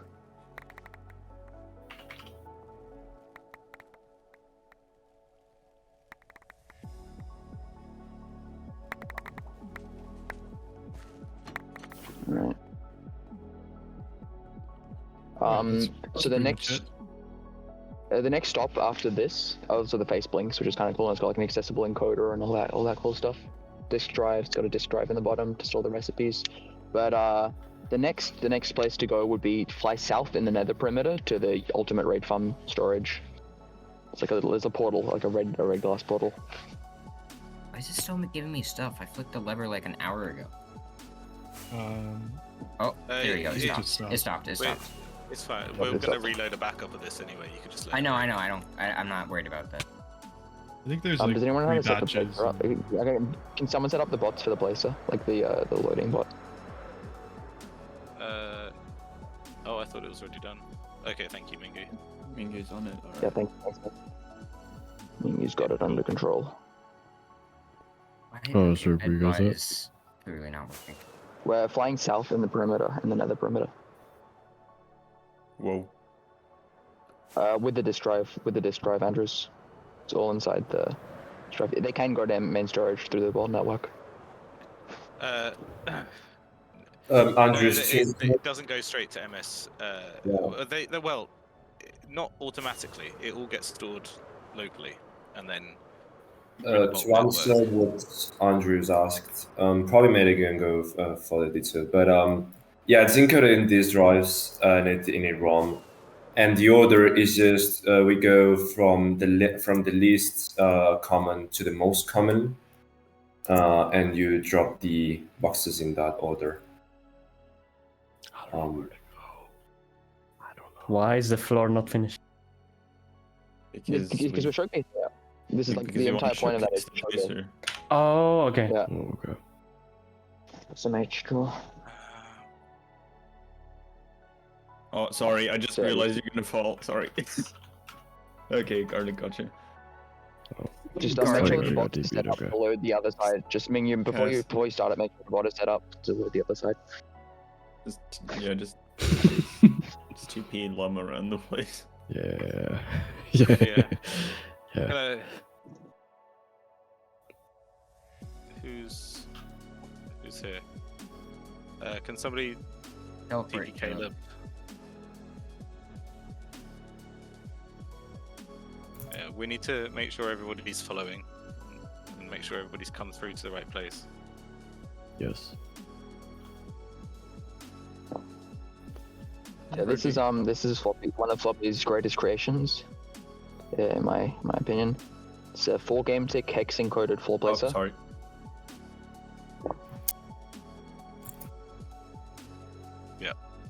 Yeah. This is the ultimate raid farm perimeter. Yeah. So it is started. Make sure you don't push the bot around. So it's probably best to go into CS for this. Yeah, totally breeds Mega Modus. This is the hex encoded floor placer. So this ROM, like the big thing of comparators and shulker boxes and dust back here, this is like the pattern that it is currently printing. And the cool thing about this is you can read it in multiple directions. So you can like read the boxes from left to right, then from right to left, then flip it around again. So this is like 1/4 of the pattern, and it shrinks the ROM by 75%, which is pretty cool. So it means you can do like 64 by 64 patterns, right? Yeah. With just a 32 by 32 ROM. Exactly. And yeah, of so this course, always expand the ROM if that isn't enough. Sorry. So yeah, another cool thing here is the slimestone. So this was done by Floppy and also divided. And the turner here is very nice. So if you like CS to me right now, the sticky piston that's clocking at 4 game ticks, this is pushing the blocks over to convert the straight into the horizontal conversion, block string conversion. And it like self-assembles when like the flying machine will activate sections at a time and then destroy the sections as it passes through. So yeah, it's this is very optimized wiring. It's a lot of time was spent on this. And yeah, 4 game ticks per block, no pauses, fully detection based, works for real players. 1 game tick item delivery, which is the fastest possible. Very good slimestone. It's a very optimized machine. It's very cool. Very good thing in general. Yeah. We've used this for quite a few perimeters now. It saves a lot of time. You can print out these giant patterns. Lum. They also have one, but we don't have to talk about that now. They also have a device. Wait, where Look, is... Ness, you can actually make an instant line and it's not cancer.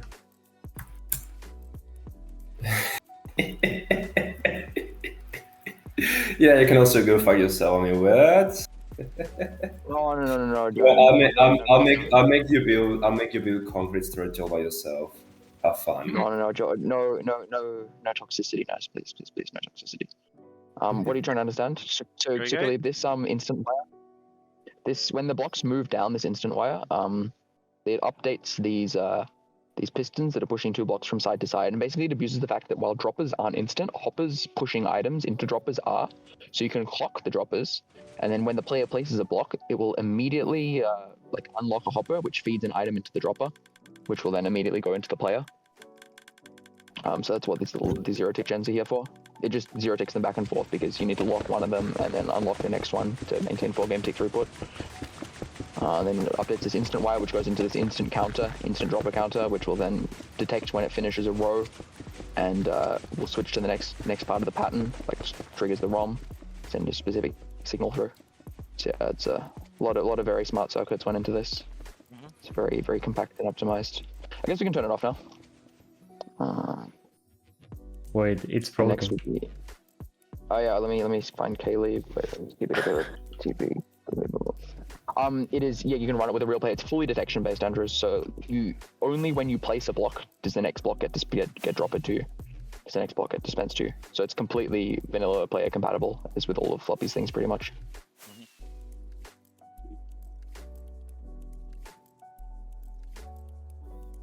Which is a nice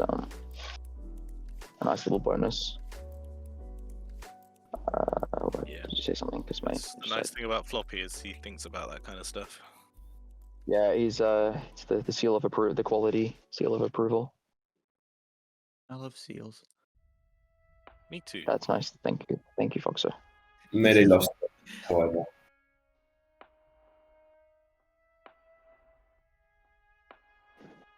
Okay, my internet is having some skill issues. Yeah, and then the moss gets broken by default. It shouldn't be messed up.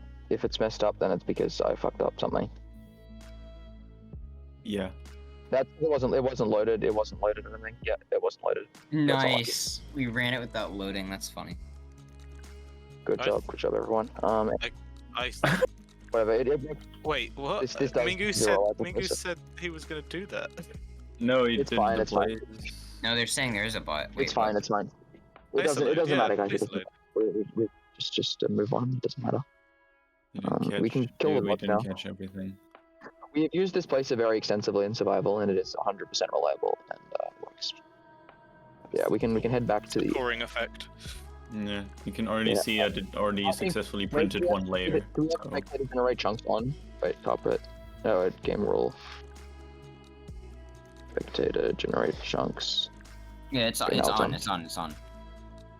Yeah, it's fine.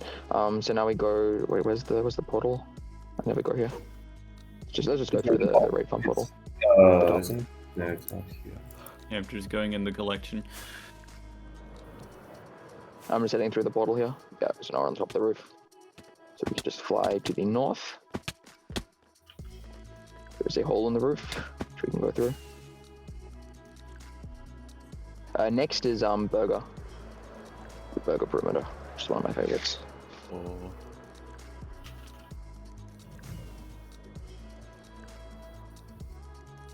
So Jez is now programming the lecterns, and then after she hits the note block, we can go off in the carts.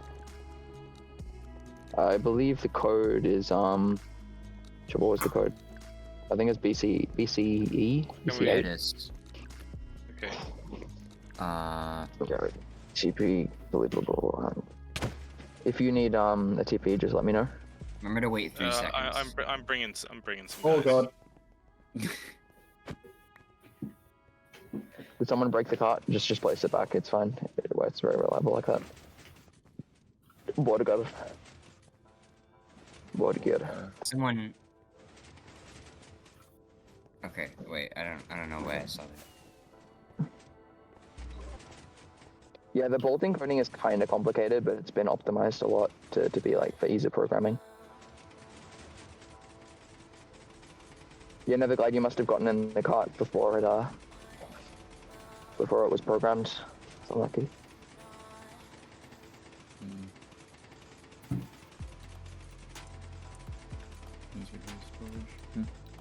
There's no way you could have gotten to Lazy Raid by now.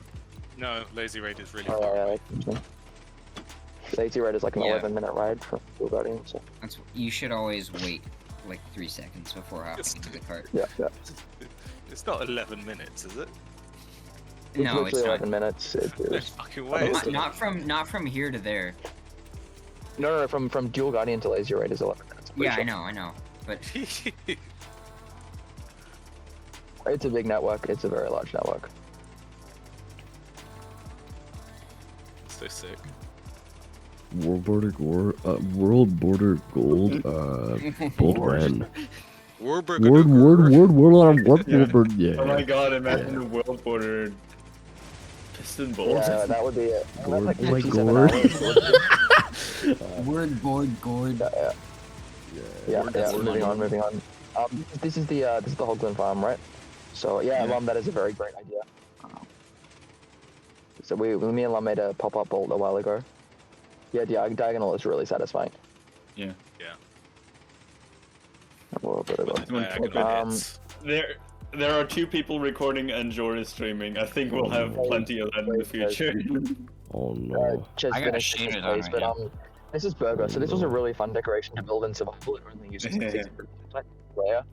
Yeah. So thank you Oxo and Lamp for that. That was greatly appreciated by especially Unout.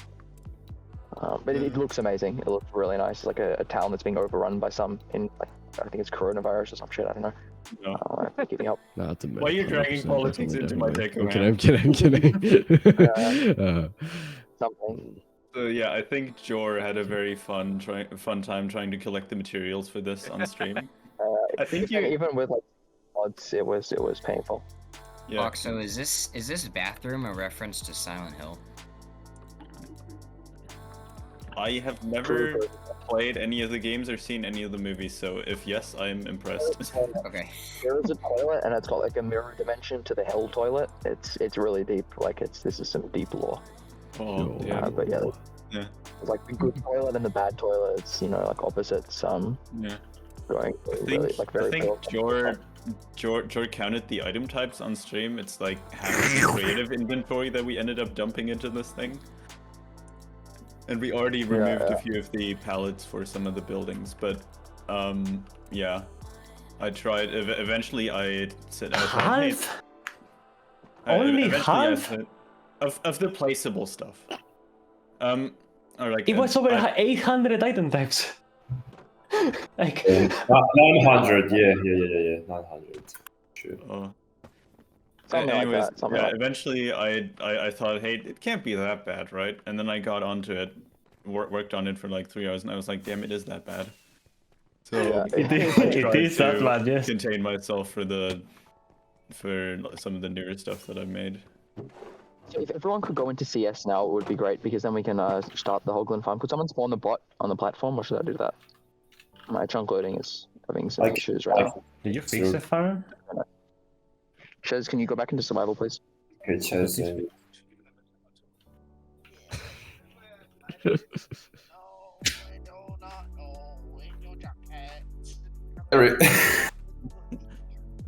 What is that audio? It's there, I believe. What is going on with the audio? Okay, I'll turn on the. Well, Chez, you tell me when. Oh, they're already falling. Yeah. Okay, I turn on the hard section. Everyone being spectated. Who is that? Can we mute? Can we mute the person who's doing that? That's I don't know who that is. No, it doesn't. I think those were fixed, Smugless.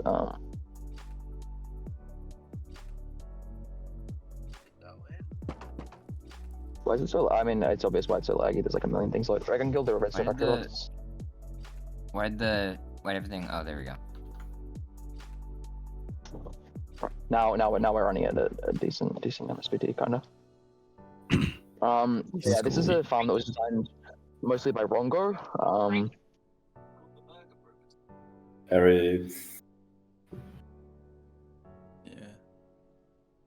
Yeah. So this is a Hoglin farm.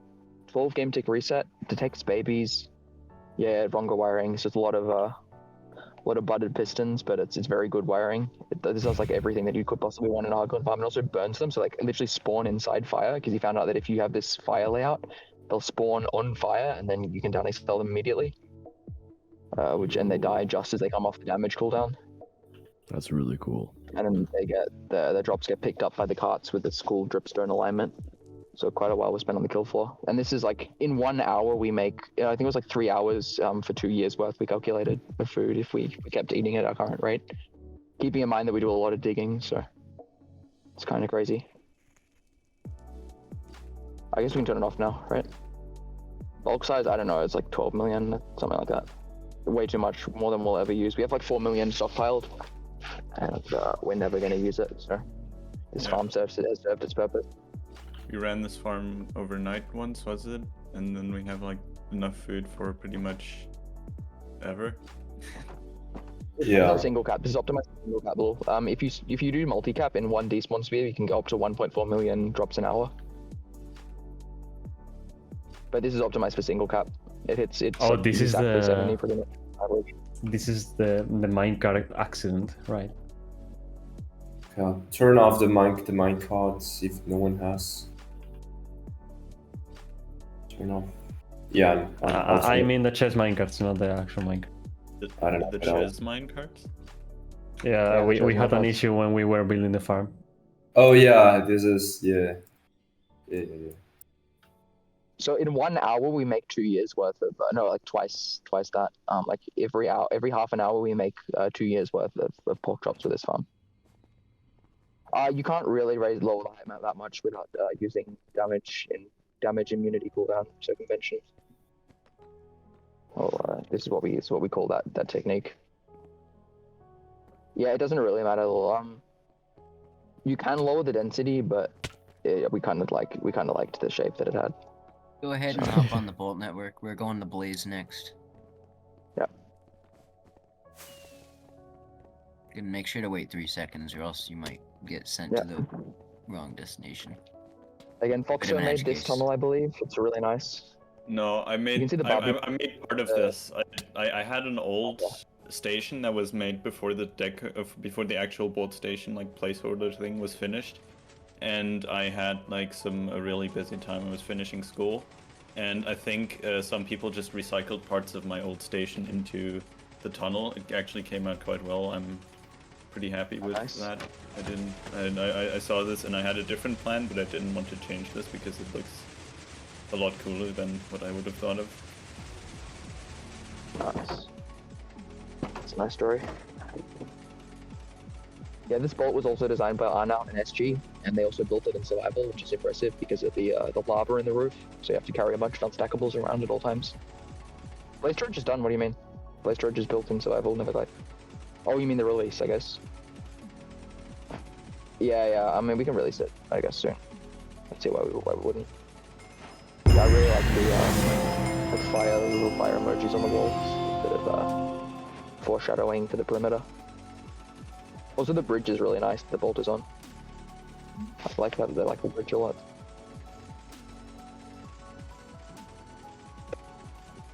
Yep. So this is a blaze farm by Camphorwood. It is the fastest single dim. Actually, no, you can't get faster with carts, but it is the fastest, like, cool. In my opinion. Yeah, just moving the goalpost a little bit. Blaze farm, single dim, so no portals. No, the axolotl. Yeah. It uses. Oh, okay, there's an axolotl just chilling on the floor. I'm not sure why, but moving on. Yeah. We're not gonna run this. This will destroy your frame rate. This has so many pistons and moving blocks, but it uses some really cool conveyors like slime bar warping to funnel all of the blazes into the center as fast as possible and then kill them with looting 3. It's got a lot of pistons, a lot of cool things going on, very, very fast. Is someone turning it on? Did someone turn it on? Oh No. my god. Okay, I guess we're watching it running. I can actually run it though. How is it? How is it on? Oh, Smuggling's must have done something. Whatever. We're not going to run it because this will destroy your frame rate if Darkwork was already bad. Okay, nice. The storage for this also the dropper line is under the bedrock because we wanted like a clean perimeter. Yeah, that was the Wither skeleton farm. That had a few additional issues with it that would have not helped much with the light suppression aspect. Mainly that there were portals on the spawn pads instead of like light proofing it all. Yeah, it shifts the netherrack floor to make it not stick, which is the main lag causer. It's like 70,000 blaze rods an hour, I think. That's quite a lot. Yeah, so then they drop a line to funnel the boxes, the full boxes from the farm to the storages under the bedrock, which is a nice little touch.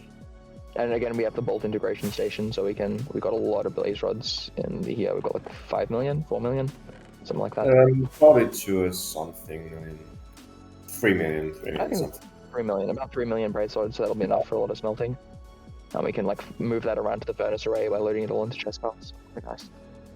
The Why next this stop is going to scaffold? be where? It's just in only, the it's farm. only it's only because then only blazes can spawn if it's a netherrack floor and only scaffolding. It's You mean like a- nether bricks? Or... Yeah, sorry, and then only nether brick floor and scaffolding. That like spawn proofs it only for everything except for blazes. The next stop is going to be Dual Guardian. This is a just prepare. We already went part of the way, but it is the strait is very long, so. Why is there a minecart here? Where? Hello? Hold on. Don't ride There the is a bolt. Don't minecart ride the here. bolt. Don't ride it. Don't ride the bolt. Don't ride the bolt. That Never is from glide. the Can you chest get line out? integration, I'm not sure. There was a Please don't- minecart please don't there. access. Oh shit! Pick up the. Please- Okay, hold on. please, Don't ride it. Don't ride it. Don't ride it. Don't ride it. Too many people. Too many Okay, people. everyone please, back please away leave from the leave bolt. exit. Everyone get away from it. Don't stand on the rails. Don't do nothing. All right, now go. Nice. That works. Okay. You can see the shift register here. Like shift register is pretty cool. It like lets the signals feed into the bolt. Oh my god, the axolotls. I think those are called children bread.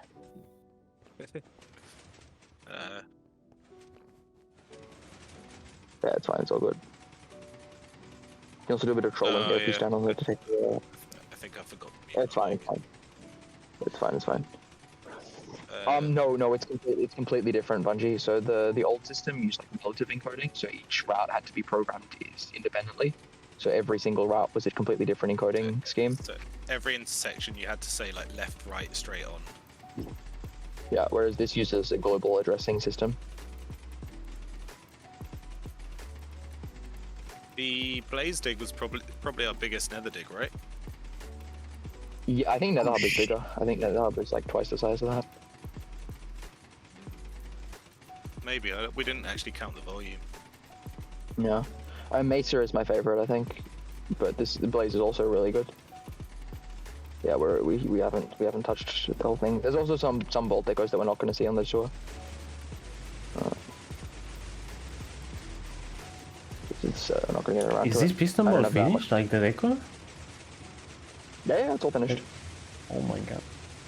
Oh, I mean, I guess the hub will be changed a little bit, but yeah. Yeah, so the ones in hub might change a bit, but we wanted to leave them open. Like when you get into the actual the circle of the hub, we wanted to leave it open so that you can like see everything within the hub. Otherwise, for the current state of the server, every single bolt is complete and decorated and encoded. So, Lazy Red is the longest, yeah. Dual Guardian is the second longest. It's 11 minutes to go from Dual Guardian. 4.5 minutes. Wait. From hub. Oh This yeah. bolt is 5,500 blocks. I think this bolt is 5,500 blocks, and Lazy Red is like what 7,000. Because it looks cleaner, bungee cord. Like it just looks better to not have like a clean nether roof, and also people like to dig tunnels, and I just think it looks nicer. It also works out better with the position of most portals as well. Yeah, exactly. For some things like portal position is quite important, so it works better to have them under the roof. Also, we'd have to decorate them from outside if we were going to build them on the roof. So it would look that really wouldn't be great. good if we didn't do It's that. It's millions of blocks. It's literally millions of blocks.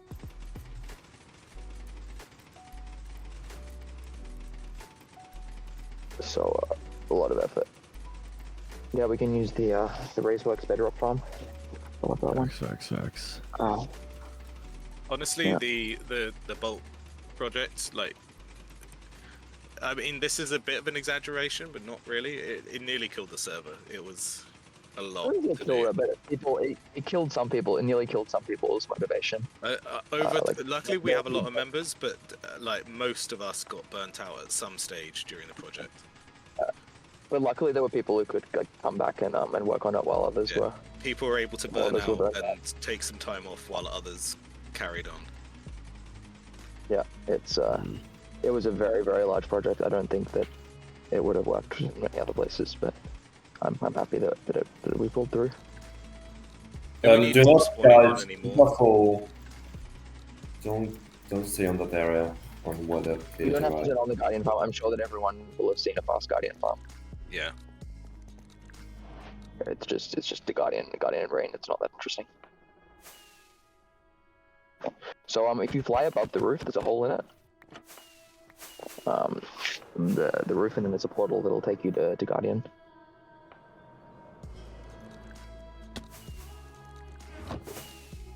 Yeah, this is one of the best decos in the server, I think. The best for some people. This is my favorite, yeah. It's really good. Yeah. Shaders on. This was made by Rod, by the way. See. Yeah, it looks really good with shaders. This was like built for not override. Rod really likes lighting. He's really into that. Yeah. Honestly, the perimeter looked better without the farms in it. Like.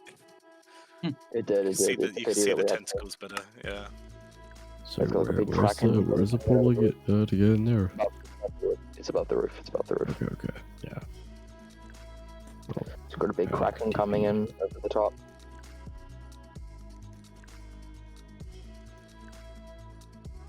Alright, I'm gonna back to the.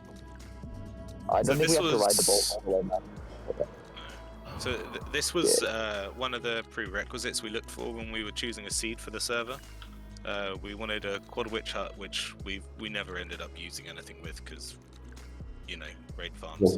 Yeah. But we wanted a dual guardian monument. What else was it? There was one other, wasn't there? No, that was all. We just chose a nice seed. We did a mushroom island spawn. Oh, mushroom island spawn. Yeah, of course. Yeah, that was it. Yeah. And it turns out that very close to spawn, there's a very large mesa, but that's something for another time. Indeed. That's something for later. Yeah. But this is, this was one of the cool things, and considering updating and into the nerfs and stuff, it's actually quite good that we actually end up getting this because the nerfs to the rates that we're going to be getting anyway, just through updates and stuff, it's good to be able to have one farm with essentially two farms in it. It's 2 million an hour. It's 2 million an hour Bungie. Like 1 million per temple. In 17. Yeah. In 18 it's going to be of course lower, but it is what it is. We're also going to have a big display, but yeah. Yes, please. Yes, please. Does the world height change, Neverglide? I guess you could actually TP at all to hub. Yeah. So the next stop I believe is Lazy Raid. Yep, the next stop is Lazy Raid. This is a long way. Distance this time. Yeah. Yeah. We had a bit of a. We had a bit of a break for a guardian, you know, because we had a few stops, but yeah, the one to Lazy is gonna be pretty long. This is the longest bolt. Close first place. After dual guardian. The tunnel is really nice, though. Yeah, the tunnel's one of my favorites.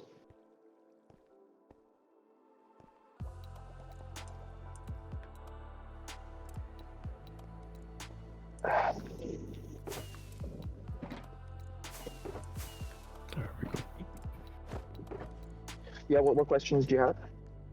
I mean, we have a 4-minute bolt raid right now, so just ask away. Yeah. People had questions Never about mind, get the on the piston bolt. fucking cart. Never lied. Why are you the Hurry. last every time? It's fine. Just Like, I'm waiting. Every single time I'm trying to wait to make sure that everybody's gone through. So I am waiting for the last person every time, and it's always fucking Neverglide. it's fine. Joel, what were you gonna say? like chat had a few questions about the vault. Like, how many destination can there be? Infinite. 4,096. Well, 4,096, but we can add on another exit. And get like what's that? Yeah, there's no basically. limit on how many exits you can add to this. We can add How as does many how does the global addressing work? Like, does each intersection have a lookup table or what? Yeah. It's not really. It's kind of a lookup table. It's kind of complicated to explain. I'm trying to think of like a condensed way of doing it. It's probably best to. I mean, it might be a long wait, but Kaizen will eventually make a video on it. I hope. But yeah, basically, it's kind of lookup tables and mainly rangefinders. Yeah. Lookup table with comparisons. That's a good explanation. Very little has to change bungee cord. So at most you have to change like a few left turns at an intersection. Yeah, Andrews, that's right. So like it checks where the numbers are within certain ranges, and then it uses that to route it through the network.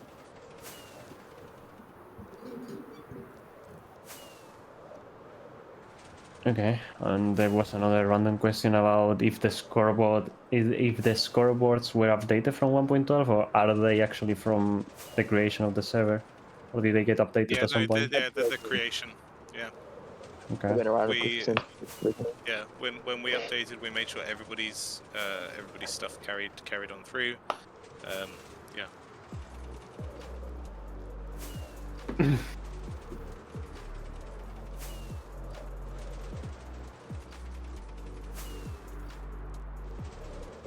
What the fuck people are doing?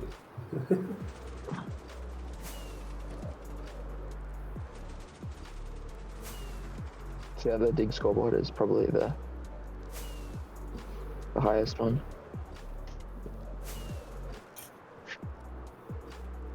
Yeah. Oh my god. Wait, please don't spam the nav bot. Why not? What else are will we gonna you- do on this 4-minute bolt ride? Will you have to Yeah, change sure. something? Why is Andrews flying? Someone asked, will you have to too. change something on the other destination when you add one intersection more, or how does it find the nearest destination? It's made to be as expandable as easily expandable as possible. Since it works So through if a you want- range. In some cases you will have to change some stuff. But for a lot of them, it'll just work. It depends on the location of where you're putting it. But yeah, essentially, sometimes you might have to change a couple bits at some of the stations, but it's very minimal. It's not hard work at all. We've done the hardest work. Yeah. The big grind is over. And so far they've all worked. Like every issue has been cleaned out. Which, to be clear, that's really... this isn't like shit talking anybody else, but with other networks, that was one of the biggest hurdles. Was if you add somewhere, then everywhere you have to program everywhere, every different station. You have to program every guys, different what the intersection. fuck? Try not to be in the middle of the. Don't stand on the Yeah, roofs. don't stand on the pressure plates, please. Oh, I got picked. Were you riding, Hamp? Yeah, but I'll be fine. I might have gotten to the end. Oh fuck, I got invalid session, god damn it. Okay, well we're in Fine, the I'm ferry still now up there. anyway, it's fine. Yeah. This is lazy raid. I am at the backs and everyone got into the ferry, so... Yeah. Yeah, we have another printed floor for this, and the walls are also a gradient. We're gonna show the gradient in place here, actually. Excuse me? Eric. How? What happened? Look where I got put. I was at the back of the line. I just got put. What the hell? I guess you're a chest cart. I guess it thought you were a chest cart Yeah. or something. Yeah, That's he's a weird. chest code. He's a chest code. No, I was just riding it normally. There was a couple people like as I approached. I don't know. Yeah. Smugless says. Yeah, I might so be unfortunately. not happening that. So, before Hampton starts talking, one of the cool things about this perimeter is that, Ellie Rio made a video about it a couple days ago, actually. This nether side perimeter was done entirely like automated. Every stage of it was automated in some way. So that's just one cool thing about this perimeter: the walls, the floor, the digging, the bedrock breaking, all of it. Yeah, you should watch both of Ellie Rio's videos on Chronos. They're very good. They're very cool videos. Yeah. And there'll be more to come. Give a bit of a rare insight into the server because we don't show too much very often. Yeah. So that was. We can go in through the portal to the overworld side, which is quite similar. It's the lazy road one, by the way. It's in. Disable or Yeats, depending on which version you have. We're glossing over the lazy raid. It's Mesa test. Yeah. The lazy raid itself, we're never gonna run it because URF is just better. But it should work. It should work.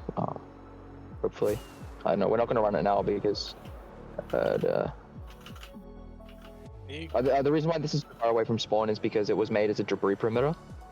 So Voiding just picked this random location to get some debris in, and then... Oh, okay, I thought you bricked it. Well, Voiding made the perimeter. Alright, you and Fox did it. I remember when you guys figured it out, actually. I was digging in another hub. I developed the lava sweeper, like, during this time, like, as we were making it. I was like, wow, man, I wish there was a machine to make these trenches easier, or clear the lava easier. And that's how the lava sweeper was born. Nice. Yo. So yeah, this is Lazy Raid. It's a 4-game tick stacking raid farm. One of our like 6 raid farms, I think, on the server. We have quite a few. With more to come.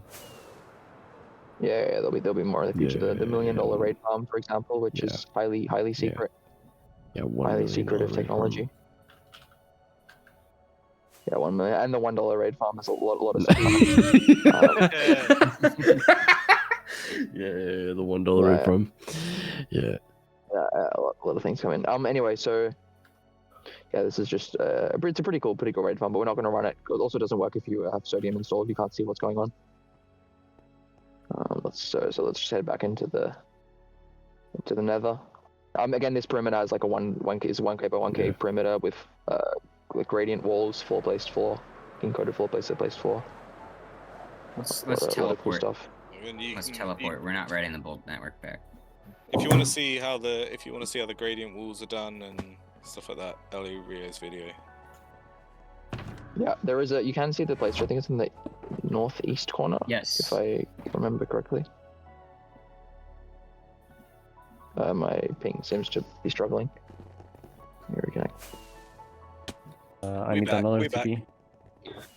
All right, I gotta go because I gotta leave soon. Well, yeah. Yeah, thanks for the tour. Thanks, Caleb. No problem. Nice having you. See ya. TP Jordan. The hub. Alright, next stop is then the Mesa. The quarry. I don't think we need to run the quarry. I think everyone's seen a vertical to the quarry, right? We're not running it.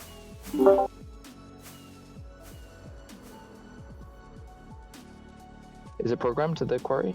It's 800, right? Yeah. Yeah. It should be. Yeah, it should be. Yeah, it's 800 for sure. Assuming someone pressed the note block. Boat, you pushed the minecart, I think, before you got in. So we'll just do this here. There you go. Okay. The little pause, by the way, is for collision detection. So some of the intersections have collision detection as well, and prevention. So it'll buffer the carts and like loop the hex codes around. Not everyone has them, so if you see a pause, then that's because of the collision detections. 2 game ticks per cart in the queue. Oh yeah, this This bolt is my favorite. decoration. This is my favorite decor. This bolt decoration has suppressed ladders, flammable materials, and TNT, and it's built in the Nether. Yeah. Oh my god. Yeah, it was very, and somehow it didn't blow up. Somehow it didn't blow up like the entire building process. I don't understand how. I swear they actually designed it as like a shitpost, and we just actually built it. Yeah. The crazy thing is that the people who designed it actually built it in survival as well, which is not usually how that one works. Who was it? It was SG, Ponk, and Unout.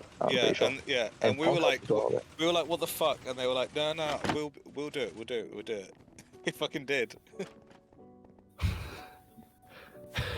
Yeah. This is one of this particular one looks really nice with shaders, by the way. Yeah, Minecraft is thinking. The intersection join the game. The intersection is also crazy. Oh my god, Ari, you're right. It does. The favorite intersection. Yeah, just fly north. You might want to just go in CS. You might want to go in CS. There's no point flying there in person because we're not going to turn on. This is a 700 by 3,500 Mesa quarry. It's just like a warm-up quarry, just so we could have some terracotta. Alugia and Ben built most of this solo. They're kind of crazy at grinding. We were merely licking our lips with quarries here. Yeah. We have plans, but that we'll keep those. Are you guys at the? We're gatekeeping. Yeah. Still writing? Are you? We're gatekeeping. Are you there, or are you still traveling? Because I got kicked. This is the top 10 Chronos gatekeeps. Yeah. That was a little. All right. There's definitely been no was actually there in 100%. How did Lulu fly so fast? So yeah, this is the quarry that was designed by 1725 Harvey, and I think some stuff is from Voiding, and Voiding started the concept. None of the quarry is from Voiding. Actually, wait. Is there? I think that some of the water stream stuff. The water stream stuff, right? Nope, they replaced it. I think they replaced literally everything that I did. The concept is Voiding originally came up with the concept, I think. Nope. Also wrong. It's I was really not cool. the first to come up with it. Okay. I literally fair. stop trying to give me credit for this. I did none of this. No. But this started as a project on Chronos. It did start as my project, and then they started helping me with it, and I couldn't keep up. Yeah, literally through collaboration, they carried on working on it, and then eventually Voiding walked away from it, and it became their project. But it's cool. So, 1725 and Harvey. Why my name is even in the history of this? To be honest, it's fine. I did none of this. We will deco the roof eventually. I mean, in case we make another quarry, it's some point maybe. All right, let's head back to the Nether. Okay, where next? Oh. Back to the Nether. Okay. Y'all seen quarries before? Yeah, we're gonna head to Among Us. This is what you've all been waiting for. This is it. Among Us. This is our magnum opus. Yeah.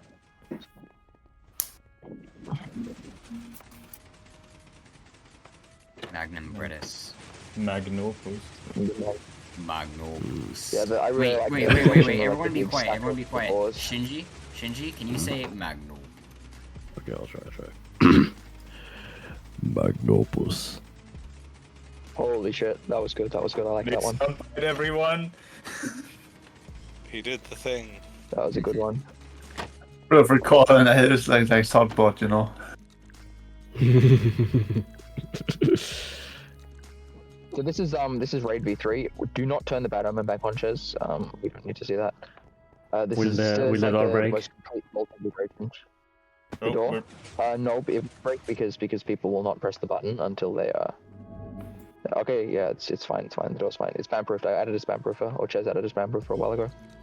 Anyway, this is the dumbest project we've ever done, by far, as you will be able to see in a second. My favorite piston door. The objectively best piston door. Okay, so fun fact about this map. We forgot to lock the map before we covered it in glass, which is why we've got a white crewmate. But it's all good. It's all good. This is a really we apologize for this. Yeah, it is regrettable mistake, but it is kind of funny. It's kind of funny. In a stupid way. Yeah, there's a blood statue in the background. It's the head of the Among Us. The head of the Among Us guy. This is part of our history. It is. It is. And if you fly southwest, there is indeed. We have Among Us. What happened to the Among Us stack here? We removed it because it's unreliable. Yeah. There's a bread statue. There is a second Among Us perimeter. So this is Bread's statue. Yeah. He spent 3 days building this. I did not build this. I did not condone building this. I did not ask them to build this. I mean, you definitely spent at least more than 3 days on gym to get these legs, though. True.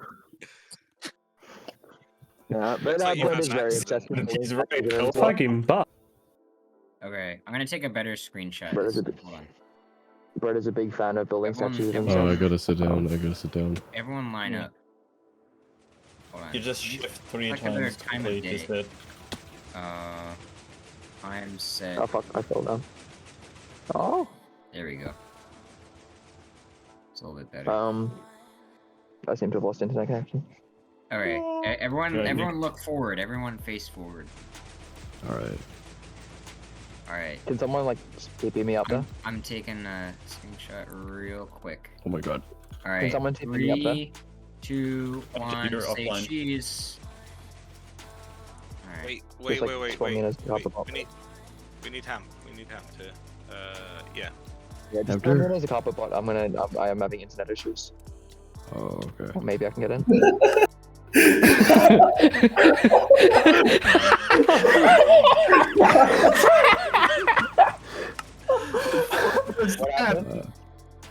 So much for that feather falling. Yo. Chaz, what the fuck? No, I think it was actually me. Never glide with air. Never glide fell from a high Yeah, place. it says Cheslock replaced the slot on Neverglides with air. Neverglide fell from a high place. Chaz, you just straight up assassinated someone. Can we get Neverglide back for a sec? No, never lies here. That's so funny. It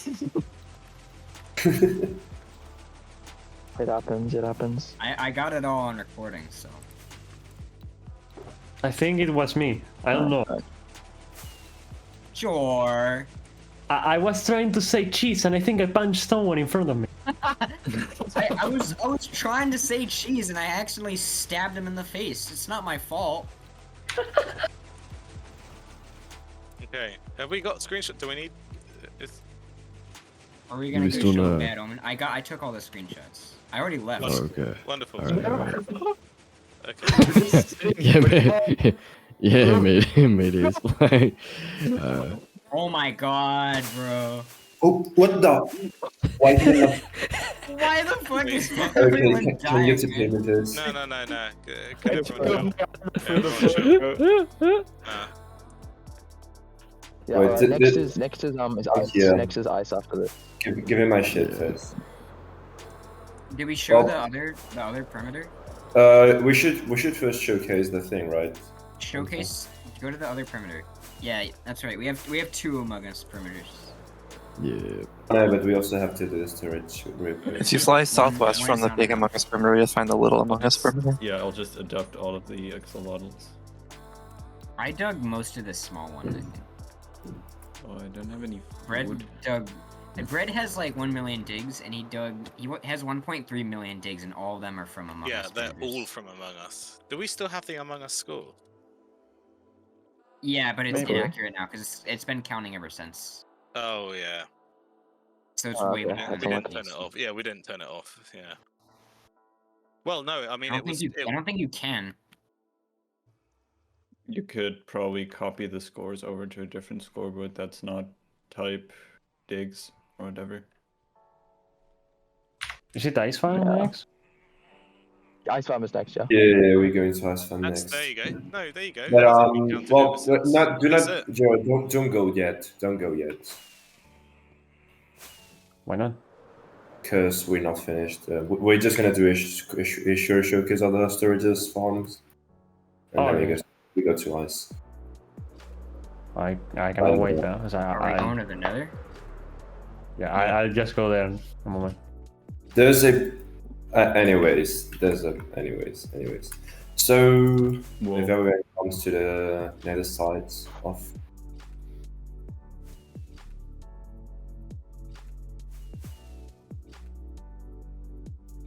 Should we wait for everyone? Yeah. So. Floppy has one. Nice.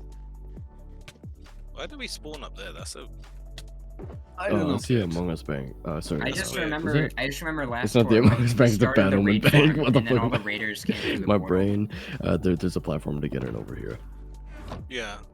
Okay. Yeah. We should look at Yeah, that. yeah, but That's- don't that's go a- That's yet, really guys. bad. Don't go yet. That's not good. Yeah. So. Naz wants to show us the storage. Yeah, I'll quickly showcase this. So in almost every storage right now, we've already got 6 currently, and eventually we'll have all of our storages connected to the Bolt integration.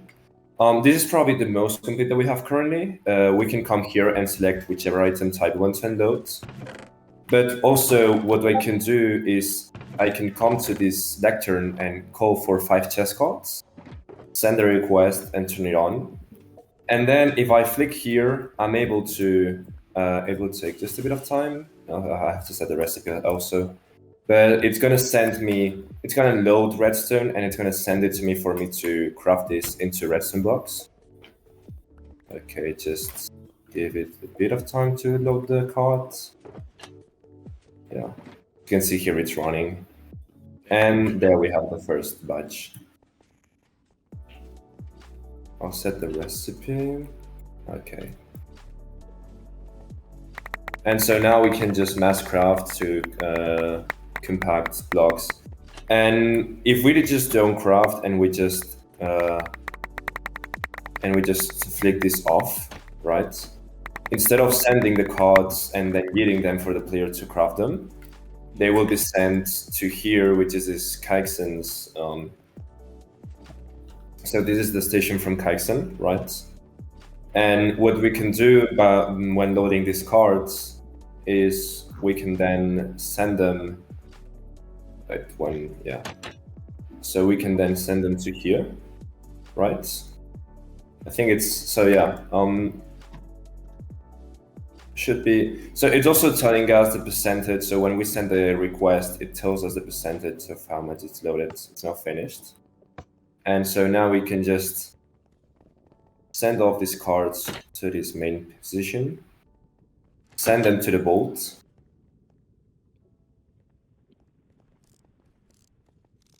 and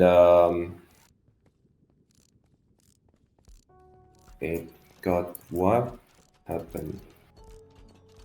Well, you got the wrong stack size.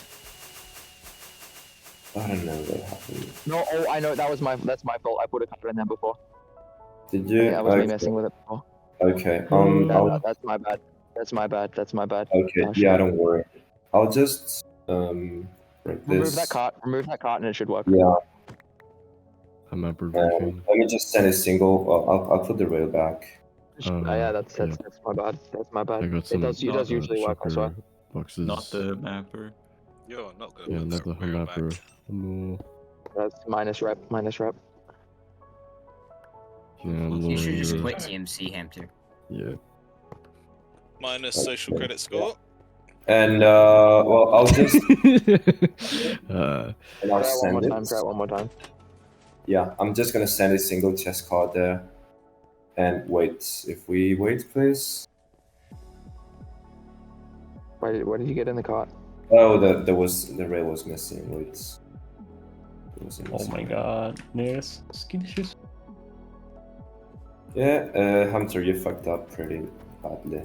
Yeah, it does. It does usually work. It usually just. Yeah, it does work. Yeah. We can showcase it from ice to sugarcane later. Yeah, just show it at ice. Show it at ice. Yeah. Just go to ice now. Get off the rails. Get off the There's rails. only two Yeah, things just- left. just There's get only in the ice, sugarcane, and big cannon. There's only ice, sugarcane, and big cannon left.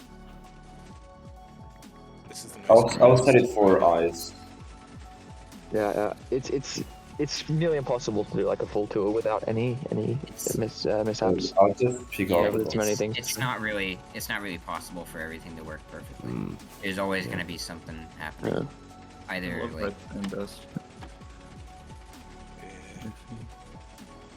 there's just going to be someone or something that goes wrong. Someone. Yeah, I guess. Yes, go wrong. Someone You need goes to go wrong. to the Someone- hospital. I don't know. They're very ill. Is it? Okay, no. I think it's yeah. It Probably is someone. always Hamster's fault. You're right, Mayday. It is always my fault, yeah.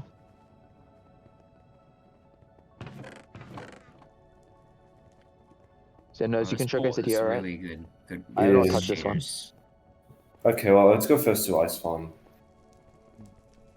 Yeah, the iPad gamer. Yeah, we can Yeah. run this Yeah. pretty easily. I don't think it's that bad on frames. Okay, we already got the bots. This isn't bad on frames at all. Okay. Has it been turned on? Yeah, we just turned it on. So, I'll wait for everyone to come to the overworld sides. Come to overworld side on the ice farm.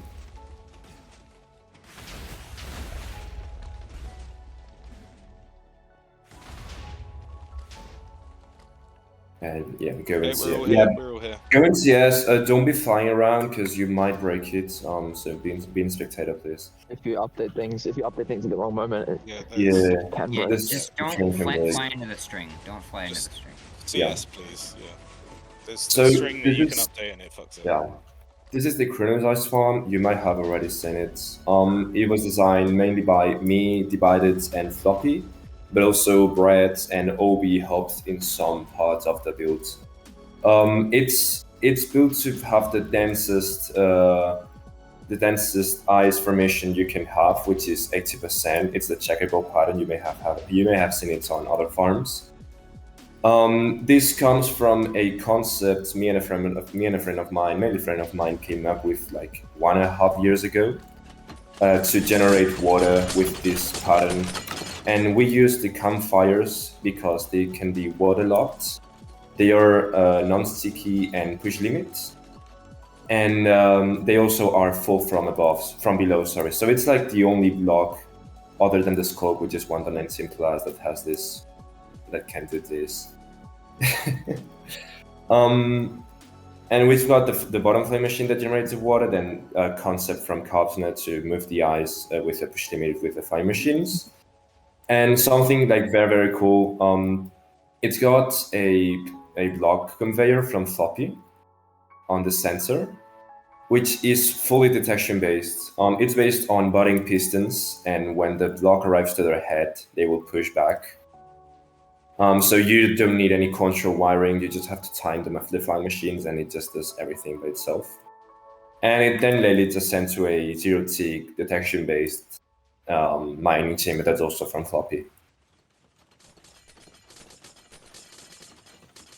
The buds are really cool. Yeah, very cool farm. It's very, very like friendly and very simple to build. It's only like 4.5 ms.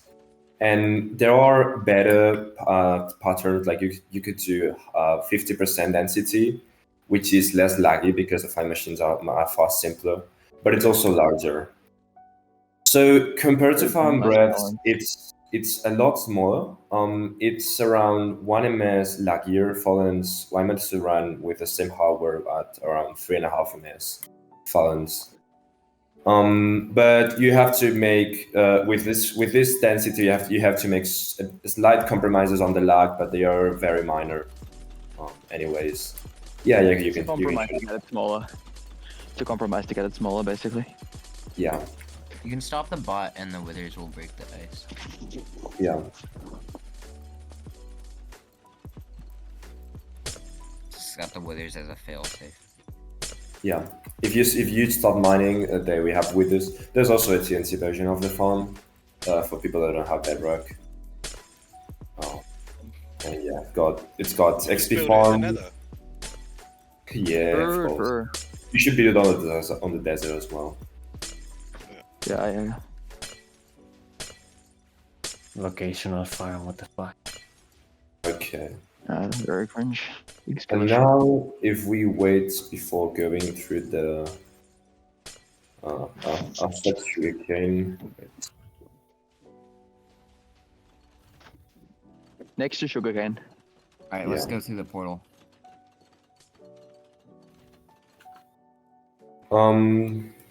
You can showcase the cart station here now, extending into the bolt. I'll do this real quick. So we can send a cart, okay? Never glide, please wait. Yeah, please wait. So the cart is sent to this rail here, and then whenever you just mount in the cart, it sends you both with the player and the cart. Yeah.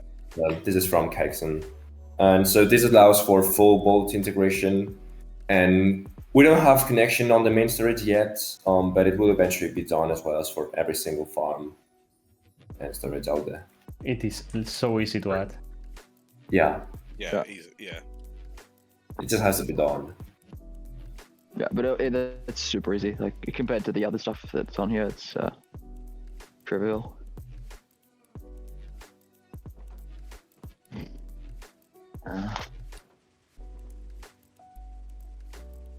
Yeah, next is sugar. This bolt was made by Balmikite, by the way. This bolt decoration. And the next stop is then what's the next stop? It's Sugarcane, yeah, which was also made by Balmikite. Diagonal bolts are very cool, yeah. Yeah. And here is the roller coaster bolt. Very cool.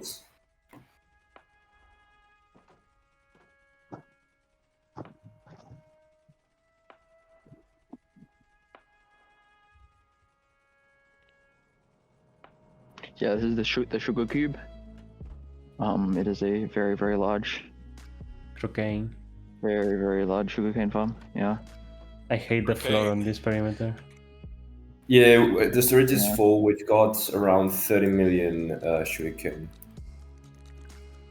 Quite a lot. Yeah, the floor isn't great. It was the first usage of the encoded floor playset. The walls are really good though. The walls were done by Balmikite. Yeah, the walls are very good. Yeah, but it's 1.25 million. It makes me dizzy because of the glass. Wait, the floor doesn't line up with the walls, Skull. Was Yes, it does. Yes, it does. Does it? Was this the first? This was the first use of floor placer, wasn't it? It was. It was the first If you look time we inside used the it. wall, if you look in like behind the walls, you can see it. I think in northwest, is it? Yeah, where Jorah is. Where Jorah is, there's a. I'm here. I'm where it at it. Yeah, that was the first floor placer that was used in survival. The floor First is of, aligned the with the Hexen walls, so. Okay, nice. Oh yeah, it is. It is. Very nice. So this is a 1 million block volume sugarcane farm that grinded massively on.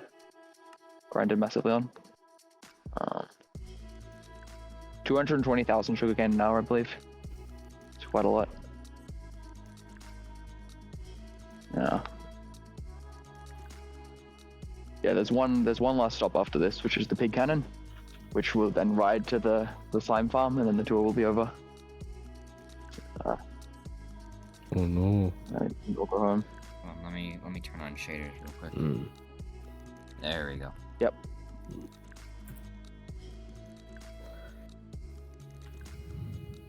Oh. Yeah, the reason why this uses portals is because like to make it single dim, you'd basically just use water streams, which are harder to build, laggier, and also don't really take any extra effort in terms of creative design process. Going to the cannon, or what? Where are you going?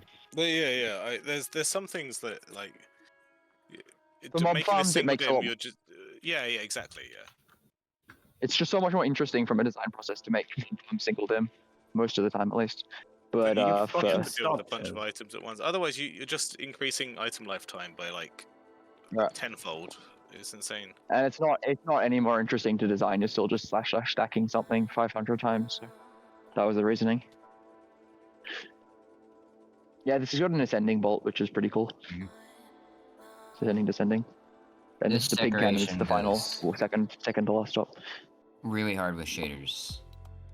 Yeah. This is also the decoration here was also done by Foxo. He's done a lot of stuff, and it's very nice. Like I think it's like an evil villain's lair or something. It's like some futuristic lab. Like it's an evil factory lair sort of thing. Oh yeah. Nice. Yeah, that's really nice. So this is the pig cannon. I don't know if people are familiar with how pig cannons work. Essentially, it uses corner portals. So there's a little trick where you can insert a mob through a portal at the very edge, through a long portal, and it will enter the overworld in lazy chunks. It will exit the portal into lazy chunks.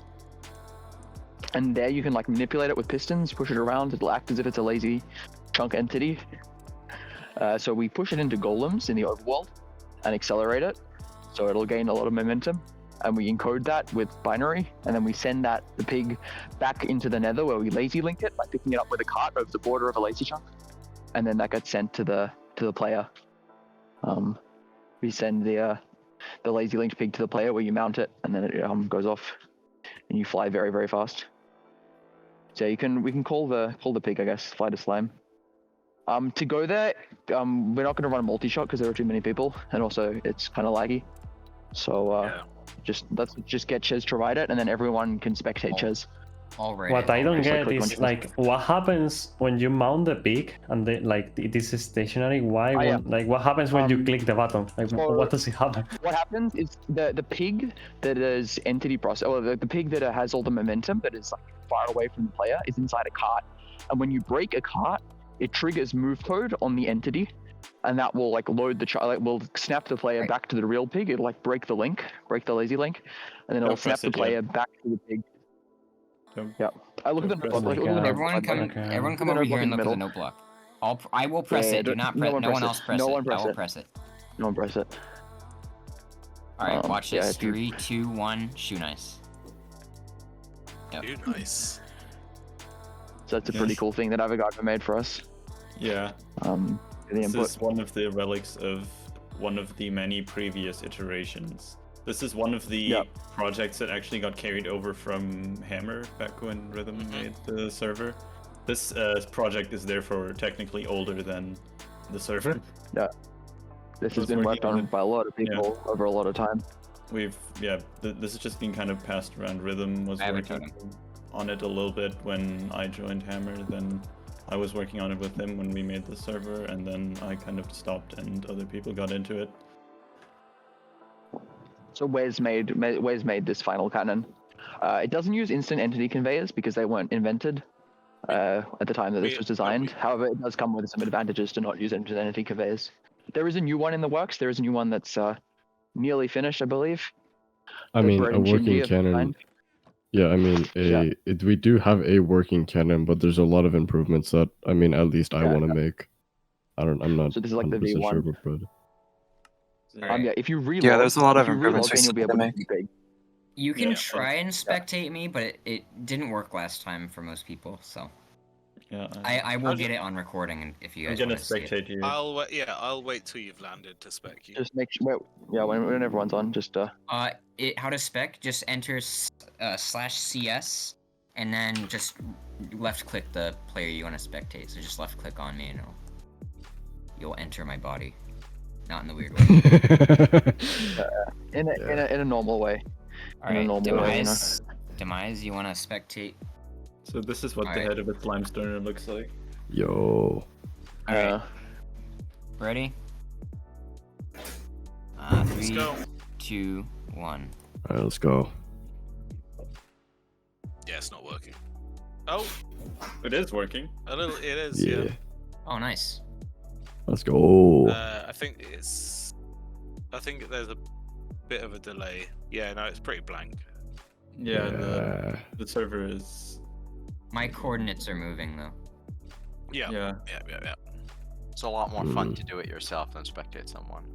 Yeah. So when you first do this and the chunks haven't been loaded yet, it is awful for the server. It's generating so many, like, thousands of chunks. Tens of thousands.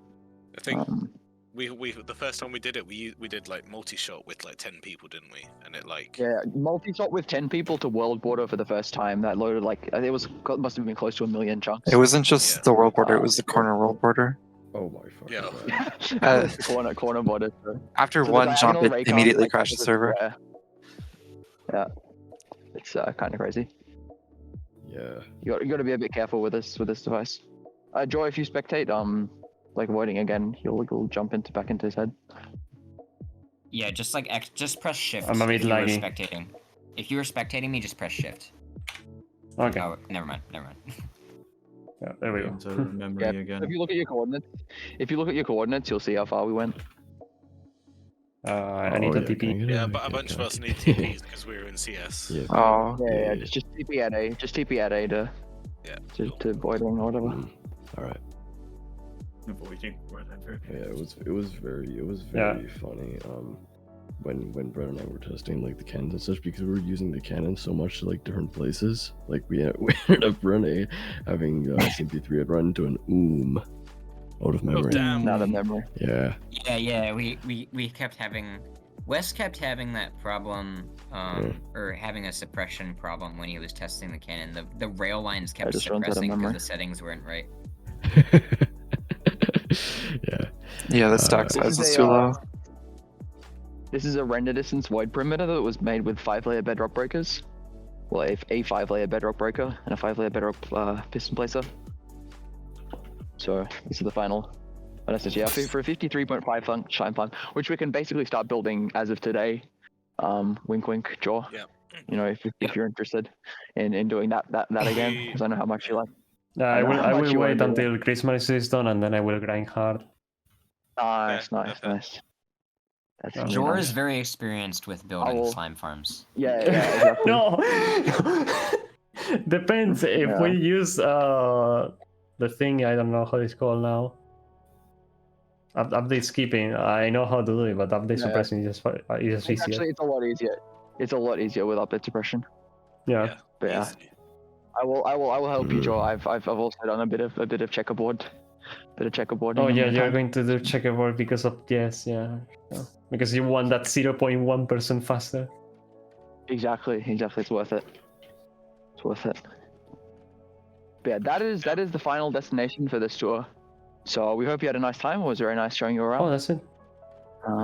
Yep. That's the final destination. Okay, so I had a couple questions. Someone mentioned the Wither skeleton farm like 100 times. No. Yeah.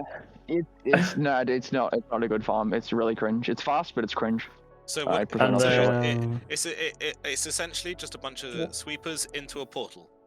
That's what it does. Yeah. It's conveyors. 50% density conveyors into portal. Okay. And then the other question is like, what farms are we going to build in 2024? Like in 18 I have a list. which I could spoil a bit. So it's mainly going to be like new version farms. Let me find my list actually. We'll be doing our big shulker farm. We'll be doing a slime farm, believe it or not. Raid V4. Yeah. Raid V4, yeah. We have perimeters dug. We have like said, but there are several dug perimeters that we haven't shown on the tour. I guess we could go to the 100 million dig memorial. That could be a nice place. Oh yeah, that would be nice. Yeah. I'm going to show Juno's decoration in on-stream. Yeah. If you want to do that, that's fine. Yep. So, you haven't seen that. That is the massive project for next year. That's going to take a long time. It's going to be a big one. We have other stuff lined up, but we don't know exactly when we're going to be building it. We've got a couple of mob farms that we're thinking about that they're pretty far into development. We can build the down XL creeper and Bread's lazy looting creeper. Basically, a lot of new stuff is going to be done on Chronos soon. Yeah. There's a lot of stuff. We've been waiting to update for a long time. And now we can ground farm. No longer than Sai, I can assure you. Here we go. Yeah, true. The new concrete storage is also going to be done. The wool decoration, bartering farm is nearly finished. The design process called Witchut. That's already dug out. Flower farms, Nerds is going to be working on that. Yep. We I had to believe. wait. We had to wait for the terrain change for the flower farms. Yeah. Now we updated to 118 yesterday, so we have a lot of stuff that we can do now. Gas farms, leaf farms, mushroom blocks, large cactus, 72k lava, new trading hall at optics making, end tub, mangrove. I'm working on a mangrove farm, on a dual core 8 game tick mangrove. So there's a lot to do. Geode, we already generated the geode locations. There's a lot of stuff. I'm showing the gold decoration right now. Nice. Yep, that's going to be really fun to build, but it'll be cool when it's done. Yeah. Still not finished though, as far as I know, right? It's not finished yet. It's not finished. There's a lot more. And you said, I think you said the good news yeah, is this area. Oh my god. The good news is Jaw can gather all of the materials much easier with the layout he designed. So I mean, it will be easier.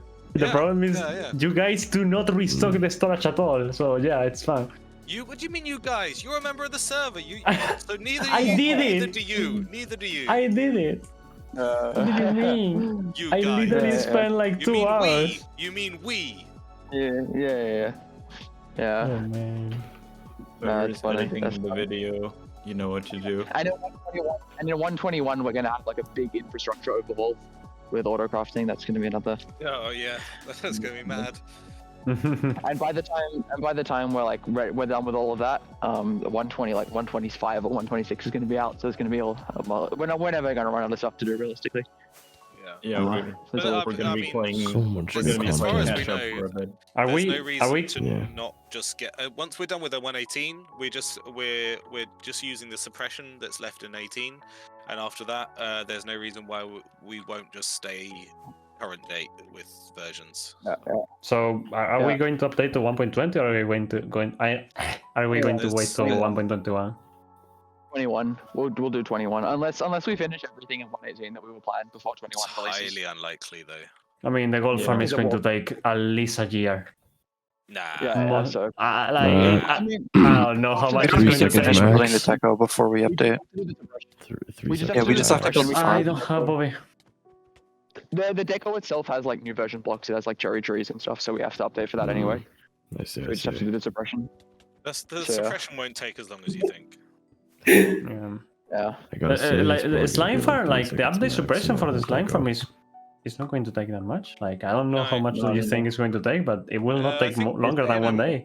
I think at this point, most people have done a full parry of like checkerboard or even just normal suppression. We have at least 10 members who know how to do it, so that's not going to be the issue. Members. Like sure, I did the easier one. I did the easier one inside, but it took me like 8 hours in total. Oh man, exactly. Yeah, that's not bad at all. And it's not. This isn't a single player world either. So. Yeah. Sure, that was it. Toxic. But yeah, the annoying part is not the suppression, by the way. It's removing the obsidian.